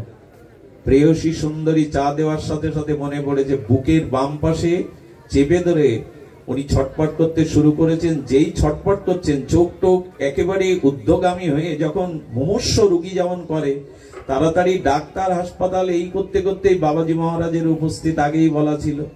এখন জানেন উনি প্রসিদ্ধ কথাবাচক সন্ত সাধু, বাবার চরণে পড়েছে, বাবা ডাক্তারের কাছে নিয়ে যেতে হবে, ওর যা দুর্দশা, কৃপা করে ওকে আপনি কৃপা করে বাঁচিয়ে দিন। বলে একটু শান্ত হও, আমি দেখছি। যেই বুকে হাত দিয়েছেন, ওনার যোগক্রিয়া মার্গে ওনার নিঃশ্বাস বন্ধ হয়ে, যোগের দ্বারা, সমাধি যোগে যেমন মানুষ প্রাণ থাকে হরিদাসের মতো দেহ ছেড়ে যায়, যোগক্রিয়ার দ্বারা কিছুক্ষণের জন্য ওর শরীরটাকে অবাস নিঃশ্বাস প্রশ্বাস বন্ধ করে দিয়েছেন। সাধুর এই ক্ষমতা আছে, উনি যোগক্রিয়ার দ্বারা করেছেন। অথচ বাইরে কে কি কথা বলছে সব ওই সাধুর শক্তিতে, যোগের শক্তিতেও শুনতে পাচ্ছে, অথচ নড়াচড়া স্পন্দন। বাবাজি মহারাজ একটু নাটক করে, অভিনয় করে বললেন, সব শেষ, আর ডাক্তার, আর হাসপাতাল, আর আপনাদের কারো কাছে যেতে হবে না, ওর আয়ু এ পর্যন্তই ছিল, মেনে নেওয়া ছাড়া উপায় নেই, এখন শ্মশান যাত্রার ব্যবস্থা করা, ওকে অন্ত্যেষ্টি ক্রিয়ায় শ্মশানে নিয়ে যেতে হবে। দৃশ্য যেটা হয়, এভাবে হঠাৎ মারা যাওয়ায় তার স্ত্রী, তার পিতামাতা, আত্মীয় স্বজন যখন কাঁদছে, তখন বললেন, সব দোষ আপনার। সাধু ঘরে ঢুকলো আর আমার ছেলে মারা গেল বুকে হাত দিয়ে, আপনাকে এর একটা উপায় করতে হবে, আপনাকে ছাড়বো না। সাধু ঘরে ঢুকলে কি অমঙ্গল হয়? ছেলে মারা যায়। এখন এই করে যখন ওনাকে বলছে, উনি তো এই নাটকই রচনা করছেন, বোঝাচ্ছেন যে জগতে কে কার। আপনারাও আমরাও বুঝি, আমরা তো খুব বুঝে বসে আছি। আমরাও বুঝি এই মায়ার সংসারের জন্য তো ভগবানই ভজন করা হলো না। কথা দিয়ে এসেছিলাম কৃষ্ণ ভজিবার তরে সংসারে আইনু, এখন বউ ভজিবার তরে, টাকা ভজিবার তরে, সম্মান ভজিবার তরে সংসারে রইনু। এই হয়েছে অবস্থা। বাড়ি গাড়ির জন্যই সংসার। ভগবান কোথায়? সে ভজনের সময় কই? ভোজনের সময় আছে 3 বেলা, 1 বেলা ভগবানের ভজনের সময় নেই। এখন তো বুঝতে হবে। সাধু তখন বলছেন আমাকে দোষারোপ করছেন, আমার ঢোকাতে বুকে হাত দিয়ে মারা গেল, তবে আমি একটা চেষ্টা করতে পারি। সারা জীবন ভজন সাধন করে যা করেছি, একটা চেষ্টা উপায় আমি করতে পারি। তখন ওদের কান্না থেমে গেছে। বলেন উপায় দয়া করে করুন, আপনাকে সারা জীবন আমরা ঠাকুর বানিয়ে দেবতা বানিয়ে রাখবো। বলেন উপায় একটা আছে, 1 গ্লাস জল আনো। চারিদিকে রহস্য থমথমে। সাধু যদি বাঁচাতে পারে, সাধুর তো এই ক্রিয়া হয়তো পারেন ভজন শক্তি দ্বারা। জল এনে মন্ত্রপুত করে তুলসী পাতা দিয়ে বললেন দেখুন এই জল, এর মধ্যে আপনারা যে পান করবেন আপনাদের আত্মাটা ওর ভিতর ঢুকে ও বেঁচে যাবে, আপনি মারা যাবেন। মারা যাবেন কথাটা জোরে বললেন, মারা যাবেন। 10 মিনিটের মধ্যে আত্মীয় স্বজন যারা এসেছিল চা জপ করতে, ওরা কেটে পড়েছে। আত্মীয় স্বজন কেটে পড়েছে। ভাবুন না এই লীলাটি আমার। আত্মীয় স্বজন যখন কেটে পেরেছে, মাত্র সবার বেলায় থাকার বেলায় ভাইও চলে গেছে, বন্ধুও চলে গেছে, আছে 3 জন, পিতা মাতা আর স্ত্রী। ওরা আর কোথায় যাবে?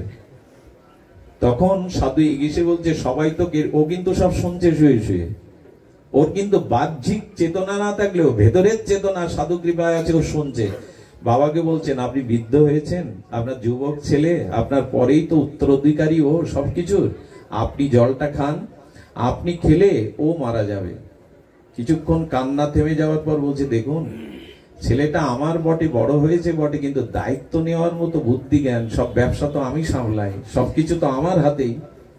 এখন ওর কাছে দিলে ও রাখতে পারবে না, আমার এগুলি কে সামলাবে? এত স্বপ্ন, এত কষ্ট করে এই এস্টেট গড়েছি, এত বিষয় বৈভব গড়েছি, ওর তো এখনো সে জ্ঞান আসেনি। যা গেছে যাক, আমি প্রতিপালন করি।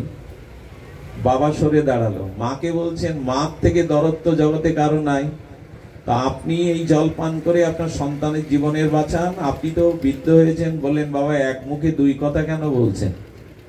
আপনারাই বলেন সতী নারীর জীবনে পতি ছাড়া গতি নেই, পতির সেবাই জীবনের বড় ধর্ম, সন্তানের থেকে পতির প্রতি তার বেশি শ্রদ্ধা থাকতে হয়। আপনি বলছেন আমি মারা গেলে আমার এই বৃদ্ধ পতিকে কে দেখবে, কে তাকে সেবা করবে?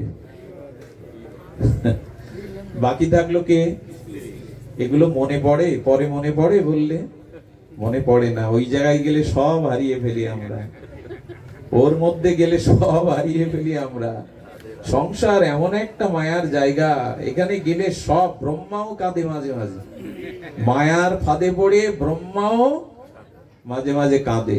সংসারের এমন মায়া দুর্দশা, এই যতই বাণী বলি বাড়ি গেলে আর এই জন্য একটু বেরোতে হয় মাঝে মাঝে, একেবারে এটে থাকতে নেই।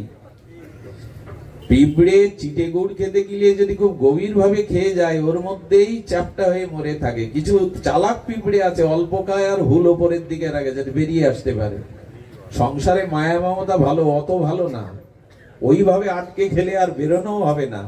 শেষে মরার সময় বলতে হবে বড় খোকা দোকানে যাসনি। মরে যাচ্ছে তাও বলবে বড় খোকা বাড়ি কেন, দোকানে যাসনি?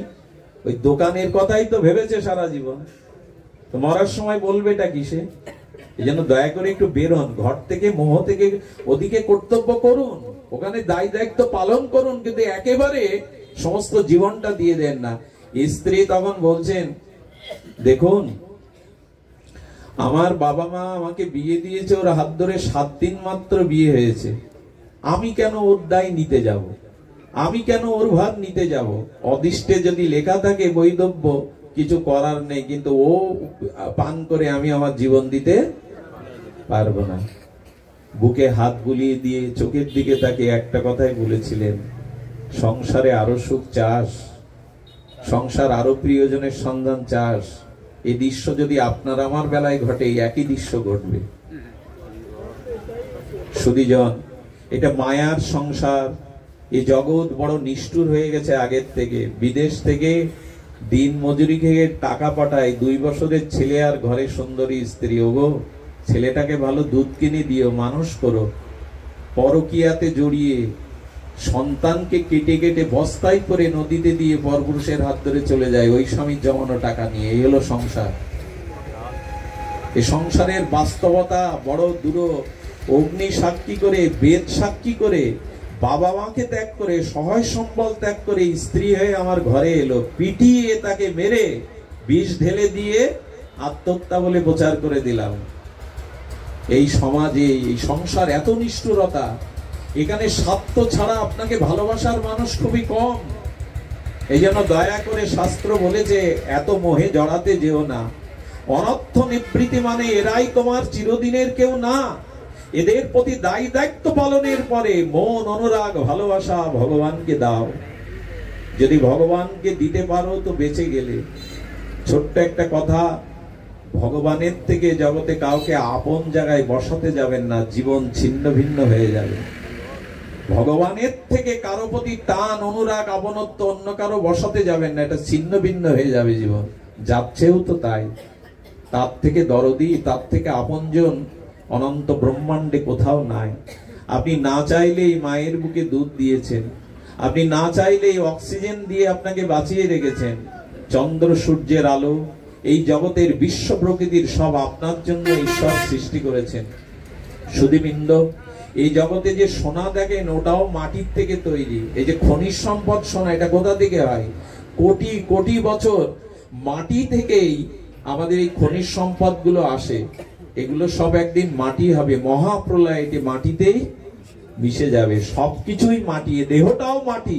একমাত্র খাঁটি বলে, অস্তিত্ব বলে যদি কিছু থাকে তো ভগবান। তার প্রতি দৃষ্টি দিন, অনুরাগ বাড়ান। ভগবানের থেকে আপন কাউকে করতে গেলে অভিশপ্ত হয়ে যাবে জীবন। একটা দিয়ে তারপর তো শূন্য দিন, তাহলে তো 10 হবে, 100 হবে। এক মুছে দিলে শূন্য শূন্য। এই ভগবান যার জীবনে আগে নেই, প্রথমে নেই, তার সবকিছুই শূন্য। এই জন্য আগে ভগবানকে রাখুন। তার প্রতি মমতা কি এমনি সাধু সঙ্গ করলে হবে, হরিকথা শ্রবণ কীর্তন করলে হবে। আর এর মধ্যে দিয়ে কি হবে? ওই যে বলা, দেখুন, সাধু সঙ্গ করলে ভক্তির কিছুটা আবেশ আপনার মধ্যে, আমি এখন প্রমাণ করে দিতে পারি। আমি নয়, রূপ গোস্বামী প্রমাণ করতে পারে। এখনই আপনাদের প্রমাণ করানো যাবে যে সাধু সঙ্গে হরিকথা শুনলে ভক্তির সিঁড়িতে ওঠা যায়, মাইলস্টোনের 1 মাইলস্টোন এগিয়ে যাওয়া যায়। তার প্রমাণ কি? আজকের দিনের এক মরমী কথা। দেবর্ষিবাদ নারদকে ডেকে বললেন, আপনি ভক্তির মহারাজ, আপনি ভক্তির আচার্য, ভক্তি বিতরণ করেন, লতা পাতাকেও ভক্তি দেন। আচ্ছা, ভক্তিকে আমাকে বোঝান, ভক্তি কি? আচ্ছা, কি করে বোঝায় বলুন তো? আচ্ছা, আপনার কাছে একজন এসেছে, আমার খুব ক্ষুধা লেগেছে, কিছু আমাকে খেতে দিন। তা আপনি যদি তাকে বলেন যে তোমার ক্ষুধা লেগেছে, এটা প্রমাণ করো, তাহলে আমি ক্ষুধার খাদ্য দেব। কি প্রমাণ করবে? পেটটা দেখেছে, এটা প্রমাণ না। ইচ্ছা করেও তো পেট কোসকানো যায়। চোখ মুখ যদি একটু মানে ক্লান্তি দেখান, ইচ্ছা করে তো, অভিনয় করে তো চোখ মুখ ক্লান্তি দেখা যায়। ক্ষুধাকে বোঝানো যাবে তো যুক্তি তর্ক প্রমাণ দিয়ে? একটু কথা বলুন, বোঝানো যাবে? আচ্ছা, কালকে যে স্বপ্ন দেখেছেন ওইটা অন্যকে দেখানো যাবে? কাউকে দেখানো যাবে? একজন বলছে ভগবান আছে, আগে দেখাও তাহলে বিশ্বাস করব। তখন উনি বললেন, কালকে যে তুমি স্বপ্ন দেখেছো সেই স্বপ্নটা আমাকে দেখাও, তাহলে ভগবান দেখাবো। আমাদের অবস্থা কেমন জানেন? আগে ফল হোক তারপরে বৃক্ষ লাগাবো, এ হয় কখনো? আগে ফল হোক তারপরে বৃক্ষ লাগাবো। আমরা একটু অর্ধেক ভজনে আসতে পারি, প্রমাণ চাই ভগবান আছে কিনা, প্রমাণ চাই সাধু সঙ্গে মঙ্গল হয় কিনা। এই প্রমাণ যুক্তি তর্ক দিয়ে না। নারদ বলছে ভক্তি স্বয়ং প্রমাণ। কথাটি মনে রাখুন, ভক্তি স্বয়ং প্রমাণ, অন্য প্রমাণ তার লাগে না। আচ্ছা, ক্ষুধার প্রমাণ দিতে গেলে ওকে খাদ্য দিতে হবে। খাদ্য দিলে কি হবে? ক্ষুধা নিবৃত্তি হবে। আর ক্ষুধা নিবৃত্তি হওয়ার লক্ষণ কি দেখা দেবে? একটা ভেতরে আনন্দ। ক্ষুধার অন্ন পেলে ভেতরে কি হয়? একটা তুষ্টি আসে না, একটা পুষ্টি আসে না, একটা শরীরে বল আসে না, ক্লান্তি দূর হয় না। এটাই তো প্রমাণ করলো ক্ষুধা বোঝানো যাবে না, কিন্তু খাদ্য খেলে ক্ষুধা নিবৃত্তিতে তুষ্টি পুষ্টি, গায়ে বল আসলে বোঝা যাবে ক্ষুধা দূর হয়েছে। তো নারদ বলছে ভক্তিকে বোঝানো যাবে না। আচ্ছা, আমি ভক্তি গড়িয়ে দেখাতে পারবো ভক্তির মুক্তি? ভক্তি অঙ্ক কষে বোঝাতে পারবো এই ভক্তি? ভক্তি কি বলো? ভক্তি স্বয়ং ভক্তি তার প্রমাণ। কেমন? হরিকথা শুনে এখন আপনাদের মনে আনন্দ হচ্ছে কিনা একটু কথা বলুন। বিষয় চিন্তাটা মনে আসছে কিনা? কাম ক্রোধ লোভ এগুলো এখন আসছে কিনা? কিঞ্চিত আনন্দ পাচ্ছেন কিনা এই গরমের মধ্যে মাটিতেও বসে? তো ক্ষুধা নিবৃত্তি হলে, খাদ্য খেলে যেমন ক্ষুধা চলে গেলে বোঝা যায় আমার ক্ষুধা চলে গেছে, তেমন ভেতরে আনন্দের প্রকাশটার নামই হলো ভক্তি। ভেতরে আনন্দ এলো মানে এর নাম ভক্তি। আপনি যদি এখানে আনন্দ না পান, এখানে কোনো রস না পান, যদি এখানে বসেও আপনার মাথার মধ্যে হিংসা বিদ্বেষ, হৃদয়ে কাম ক্রোধ জেগে ওঠে, জানবেন ভক্তির সন্ধান আপনি পাননি। কিন্তু কিঞ্চিত পেয়েছেন আপনি, সেটার প্রমাণ ভক্তি স্বয়ং প্রকাশ, ভক্তি স্বয়ং প্রমাণ। অন্য কিছু দিয়ে ভক্তির প্রমাণ করাতে হয় না। এই জন্য বলছেন ভক্তি ভেতরে এলে ভক্তি প্রমাণ করে দেয় আপনি ভক্তি জগতে আছেন, ভক্তির স্পর্শ পাচ্ছেন, কারণ এখন মানসিক শান্তি পাচ্ছেন আপনার। আচ্ছা বলুন তো, সারাদিন দোকানে বাড়িতে খাওয়া দাওয়া ভোগ বিলাসে এই শান্তিটুকু পেয়েছি কিনা আমরা? পাইনি। আমি জোর করে চাপিয়ে দিচ্ছি না তো আপনাদের উপরে। স্বীকার করুন, তাই স্বীকার করতে হবে এরকম না, অনুভব করুন।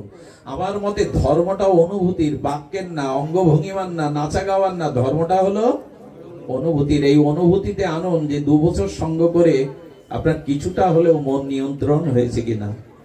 যদি হয় জানবেন ভক্তি ক্রিয়া করছে আপনার মধ্যে।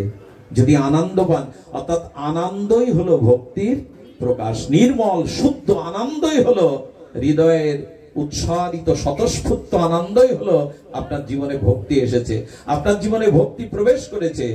আর এই ভক্তি ধীরে ধীরে আপনাকে 8 মাইলস্টোনে নিয়ে যাবে। আরেকদিন বলবো নিষ্ঠা রুচির কথা। তবে 8-এ গিয়ে বিশ্রাম করি এই জন্য আপনাদের একটু সেই লক্ষ্যে পৌঁছাবার গোড়াগড়িতে চলে যায়, যাতে আবারও মহাপ্রভুকে হলে যেতে পারি। ভক্তির পূর্বে সপ্তম লক্ষণটা হলো ভাব। সপ্তম স্টোনটা কি? মাইলস্টোন। সপ্তম সিঁড়িটা হলো ভাব। আজকের দিনে এটি বলেই পাঠ বিশ্রাম, ভাব চাই। ভক্তির আগের দশা হলো ভাব। ভাব কি করে বোঝাবো? সূর্য উদয় হয়নি, কিন্তু পূর্ব দিগন্তটা ফর্সা হয়েছে। কেন? সূর্য উঠুক, তারপরে আধার দূর হোক। সূর্য এখনো উদয় হয়নি, পূর্ব দিগন্তে 1 ঘন্টা 36 মিনিট আগে ব্রাহ্ম মুহূর্তে ফর্সা হলো কেন? বলো সূর্য এখনো উঠেনি, উঠবে উঠবে করছে, তাতেই পূর্ব দিগন্তের আধার কেটে গেছে। ভক্তি প্রেম আসার আগে যে অবস্থাটা, এর নাম হলো ভাব। ভক্তি আসার পূর্বে যে লক্ষণ, তার নাম হলো ভাব। আর এই ভাব না হলে স্বভাব সংশোধন হবে না। ভাব না হলে ভক্তি আসবে না। আমের মুকুল হলো না তো আম পাবো কোথায়? আম পাবো কিসে? ফুল হলো না তো ফল হবে কিসে? তো ফলটা যেমন ভক্তি, ফুলটা হলো ভাব। ভাবটা কেমন এটি বলেই পাঠ বিশ্রাম করছে। এটা সপ্তম স্তর। এগুলো না জানলে আমরা ওই যে বললাম লক্ষ্যে পৌঁছাতে পারবো না। ভাব কেমন একটা দৃষ্টান্ত দিয়ে বলি। ভাবটা বোঝানোর আমাদের লীলাতেই যেতে হবে। লীলা বলেই শেষ করি। জন্মন্ধ ছিলেন আমাদের শ্রীরাম বৃন্দাবনের সুরদাস। 1000-এর ওপরে গোবিন্দকে নিয়ে রাধারানীকে ভজন লিখেছেন। সুরদাসের ভজন মা মরি মৃত্তিকা না খাইও, এই ভজনটা অনুপ জলটা গেয়েছেন। খুব অদ্ভুত বিখ্যাত ভজন আছে সুরদাসের। মা মেরি মাখন নেহি খাইও, এই গানটা অনুপ জলটা পাগল করে দিয়েছিলেন। ওনার প্রথম রেকর্ড যে কত কোটি বিকিয়েছে এই গানটায়, এটা ছিল সুরদাসের ভজন। মীরাবাই, সুরদাস এরা ভজনের দ্বারা ভগবানকে শুধু প্রাপ্ত হননি, জগতে অনেক লীলা করে গেছেন। শুনুন, অন্ধ সুরদাস। এই অন্ধ সুরদাস এক ভক্তের বাড়িতে ভজন করতে গেছেন, সাধুসঙ্গ করতে গেছেন। এখন ভজন করার পরে ওনার ভজন শুনে সবাই চলে গেছে, এবং বাড়ির মানুষটা যিনি ওনাকে এনেছিলেন তিনিও কোনো একটা কাজে ব্যতিব্যস্ত থাকায় ওনার কাছে আসতে পারেনি, উনি মেঝেতেই পড়ে রয়েছেন। এই দশা হয়। সেতার গান করার পরে সেতার ফেলে রাখলে ওটা ধুলাই জমে যায়, আর সেতারের খোঁজ কেউ নেয় না। আমরা অনেক জায়গায় ব্যাসাসন থেকে লাভার পরে কারো খুঁজে পাই না। ব্যাসাসন থেকে খুঁজে পাওয়ার কাকে বলে চলে যাব, কাকে জানিয়ে বিদায় নেব, সেই লোক খুঁজে বেড়াতে হয়। তো মাঝে মাঝে গান শেষে সেতার পড়ে থাকে, ওর কাছে কেউ নেয় না। যেমন সারা জীবন বৃদ্ধ পিতামাতা আমাদের লালন পালন করলো, বৃদ্ধ বয়সে ওদের খোঁজ আর খুব বেশি আমরা নেই না। তো এই গান শেষে যা হয়, গীত শেষে বিনা পড়ে থাকে ধুলি মাঝে। এখন অন্ধ সুরদাসের খোঁজ আর কেউ নিচ্ছে না যে ওকে কুঠিরে পৌঁছে দিতে হবে বৃন্দাবনে। এক সময় কারো অপেক্ষা না করে ভক্ত উঠলো, যষ্টিটা হাতে নিয়ে আর একটু মাটিতে ছোঁয়াতে ছোঁয়াতে যাচ্ছে, কিন্তু সামনে একটা পথে দেখলো ওখানে 10-12 হাত একটা গর্ত, আর ওখানে হিংস্র জীবজন্তু আছে, পড়ে গেলেই মরবে। গোবিন্দ দেখছেন, ভগবান দেখে, কেউ যখন তার ভজন করে গোবিন্দের দৃষ্টি থাকে কোন পথে যাচ্ছে। সুরদাসকে দেখছেন আর 3-4 হাত বাকি আছে, নিশ্চিত ওখানেই পড়বে। গোবিন্দ রাখাল বেশ ধরে এসে সুরদাসের লাঠি ধরে হাত ধরেছে। আরে কোথায় যাচ্ছ গোসাই? আরে সামনে তো গর্ত, এখানে পড়লেই ওখানে তুমি আর উঠতে পারবে না। বলে তাই নাকি? কে তুমি বলো? আমার হাত ধরলে। বলো আমি গোকুলে, আমার গৃহ, আমি গোচারণ ভূমিতে এসেছি গোচারণ করতে, তুমি অন্ধ বুঝতে পারছি, হাটে তোমার যষ্টি, তাই পড়ে যাবে, ধরতে এলাম। গোবিন্দ বলছে কণ্ঠ এত মধুর, সুরদাস বলছে কণ্ঠ এত মধুর হতে পারে কারো? আর আমাকে একটু স্পর্শ করলো, তাতে মনে হলো এই স্পর্শ কোনো মানুষের হতে পারে না, তবে যার উদ্দেশ্যেই সারা জীবন ভজন, সে এলো না তো পথ চিনিয়ে দিতে? এসেছে তো তাই। উনি একটু বুদ্ধি করে মনে করছেন আঙুলের ছোঁয়াটা লেগেছে, তাতে এই আনন্দ, হাতটা যদি ধরতে পারতাম, বুকের মধ্যে নিতে পারতাম, অন্ধ তো। তখন একটু সুবুদ্ধি কাটিয়ে বলছে, দেখো বালক, তুমি গোকুল থেকে এসেছো, গোচারণ ভূমির রাখাল, এক কাজ করো না, আমার মনে হচ্ছে আকাশে খুব মেঘ উঠেছে, এখন বৃষ্টি নামবে, আমাকে তাড়াতাড়ি যেতে হবে, আমার হাতটা ধরো তো। গোবিন্দ দূর সরে গিয়ে বলছে, চালাকি হচ্ছে না, আমার হাত ধরবে, বুকে জড়িয়ে ধরবে, খুব পরশ পাবে, আমি তোমাকে ধরা দেব না এত সহজে। ওনার এই কথায় হাসি দেখে সুরদাসও হাসতে শুরু করেছেন, আর ভক্তের মুখের নির্মল হাসিতে বলছেন, এই কথায় হাসির কি হলো? তোমাকে দেখা দিলাম না, হাত ছাড়িয়ে ফাঁকি দিলাম, চালাকি করলাম, এতে তোমার হাসি এলো কেন? কেন জানো? তোমার বুদ্ধি কম। মনে মনে ভাবছেন ভগবান ঠিকই বলছে, তোমার বুদ্ধি কম, তুমি সরল। আসলে তুমি জেতনি, আমি জিতেছি। তুমি হেরেছো আমার কাছে, আমি জিতেছি। কেন জানো? শোনো, আমি বয়োবৃদ্ধ, অন্ধ, আমার হাত ছাড়িয়ে নিতে পারো, তুমি কিশোর, তোমার অল্প বয়স, এই ক্ষমতা, এই শক্তি তোমার আছে। হেরেছো কোথায় জানো?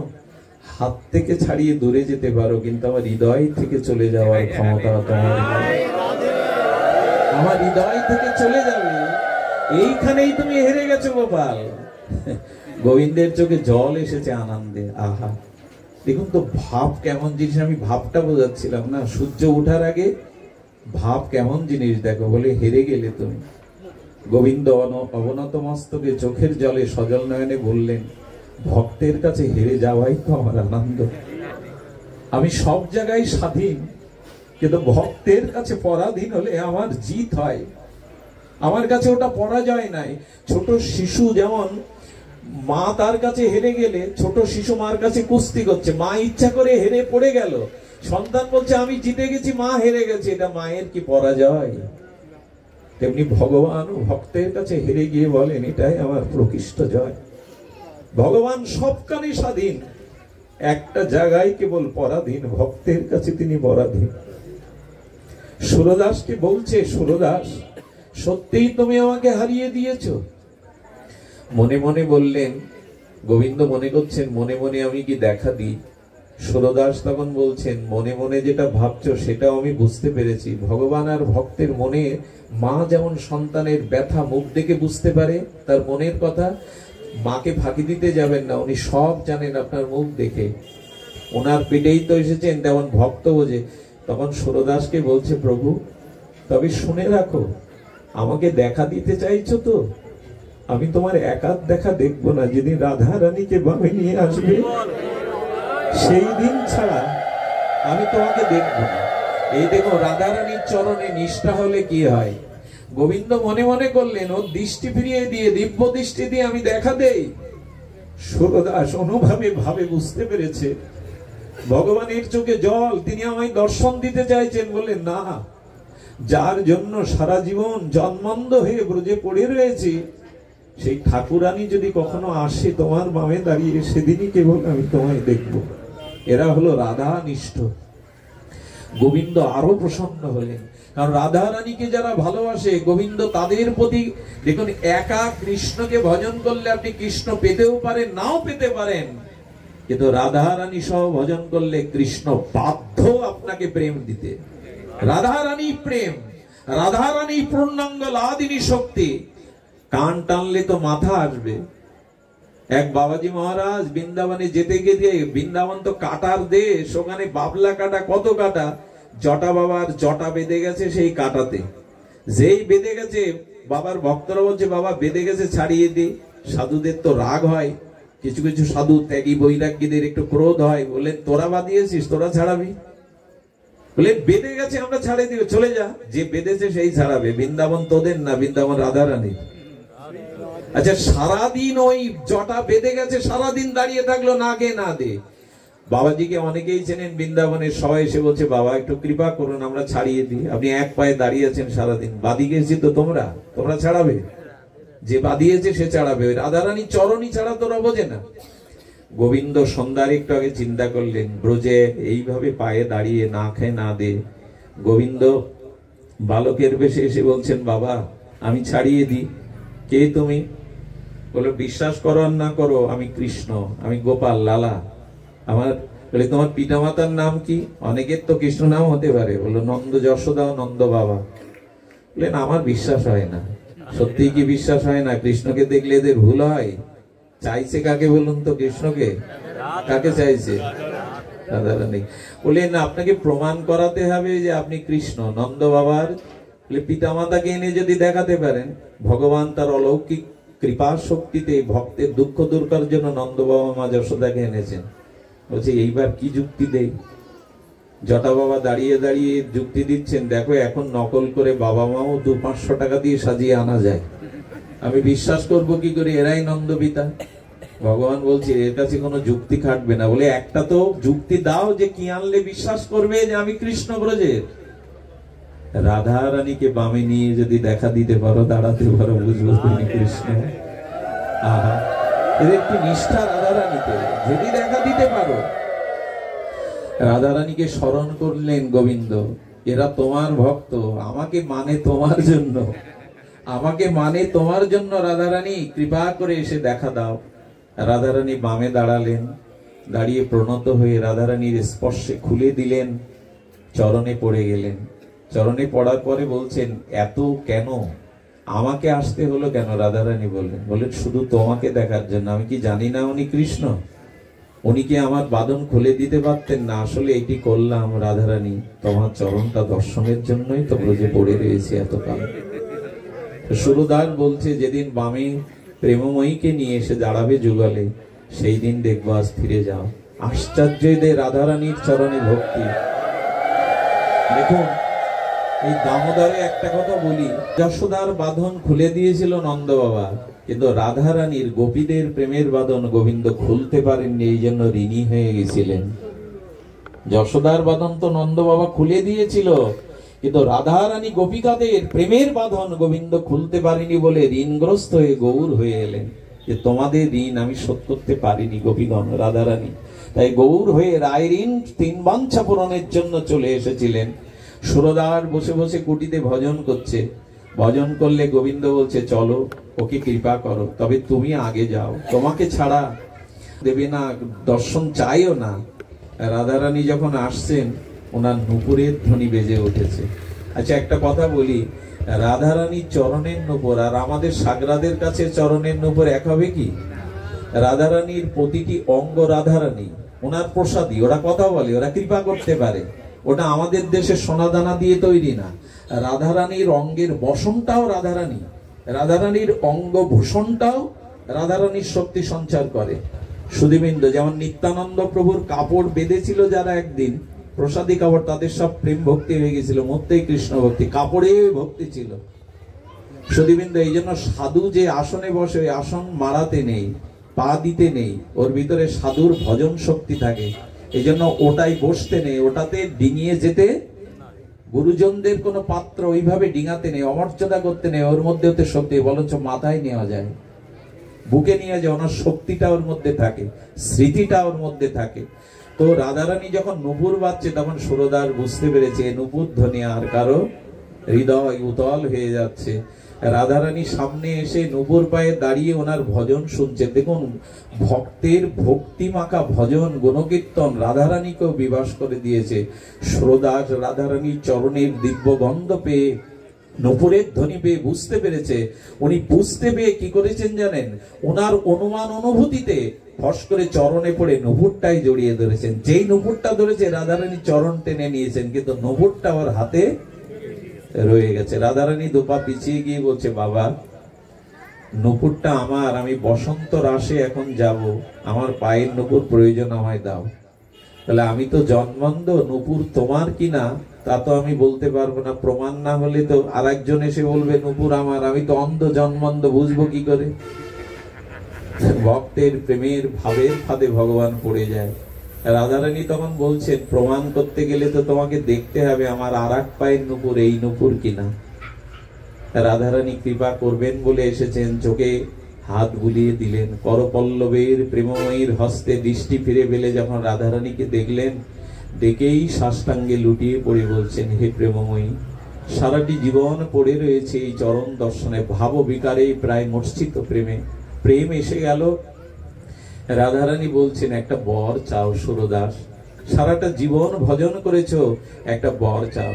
বলেন, প্রেমময়ী, হে করুণাময়ী, যদি বর দিতে চান এই বর দিন, আমাকে আগের মতো আবার অন্ধ করে দিন। রাধা, এগুলো হলো ভাব। এই জগতের পুঁজিটাই হলো ভাব। ভাব না হলে ভক্তি হবে না, ভাব চাই। বললেন, লোক চোখ ফিরে পায়, আর আমাকে এই নয়নে দেখে আবার অন্ধ হতে চাইছো কেন সুরদাস? এই রূপ দেখার জন্য যোগীরা মুনিষীরা যুগ যুগান্তর তপস্যা করেও আমার একটা অঙ্গ দেখতে পাই না, তুমি আমাকে যুগল দর্শন করে আবার অন্ধ হতে চাইছো। বলে, কেন জানো? সারা জীবন এই চোখে তো অন্য কিছু দেখিনি, জীবনের প্রথম দৃষ্টিতে যুগল দেখলাম। অন্ধ হতে চাইছি এই কারণে যে নয়ন ভরে যে রূপ দেখেছি, এই পৃথিবীতে অন্ধ হতে চাইছে এই কারণে হৃদয় দৃষ্টিতে যেন এই যুগল ছাড়া অন্য কিছু আর জন্মে না দেখি, অন্য কিছু আর এই দৃষ্টিতে না আসে, যেন জন্ম জন্মে এই রূপটাই দেখি, অন্য রূপ যেন চোখে না ধরে। এরই নাম ভাব। আজ এইটুকুই নিয়ে যান। মহাপ্রভুর কৃপা হলে আমরা বাকি ভক্তি বা প্রেমটুকু আলোচনার অপেক্ষা রইল।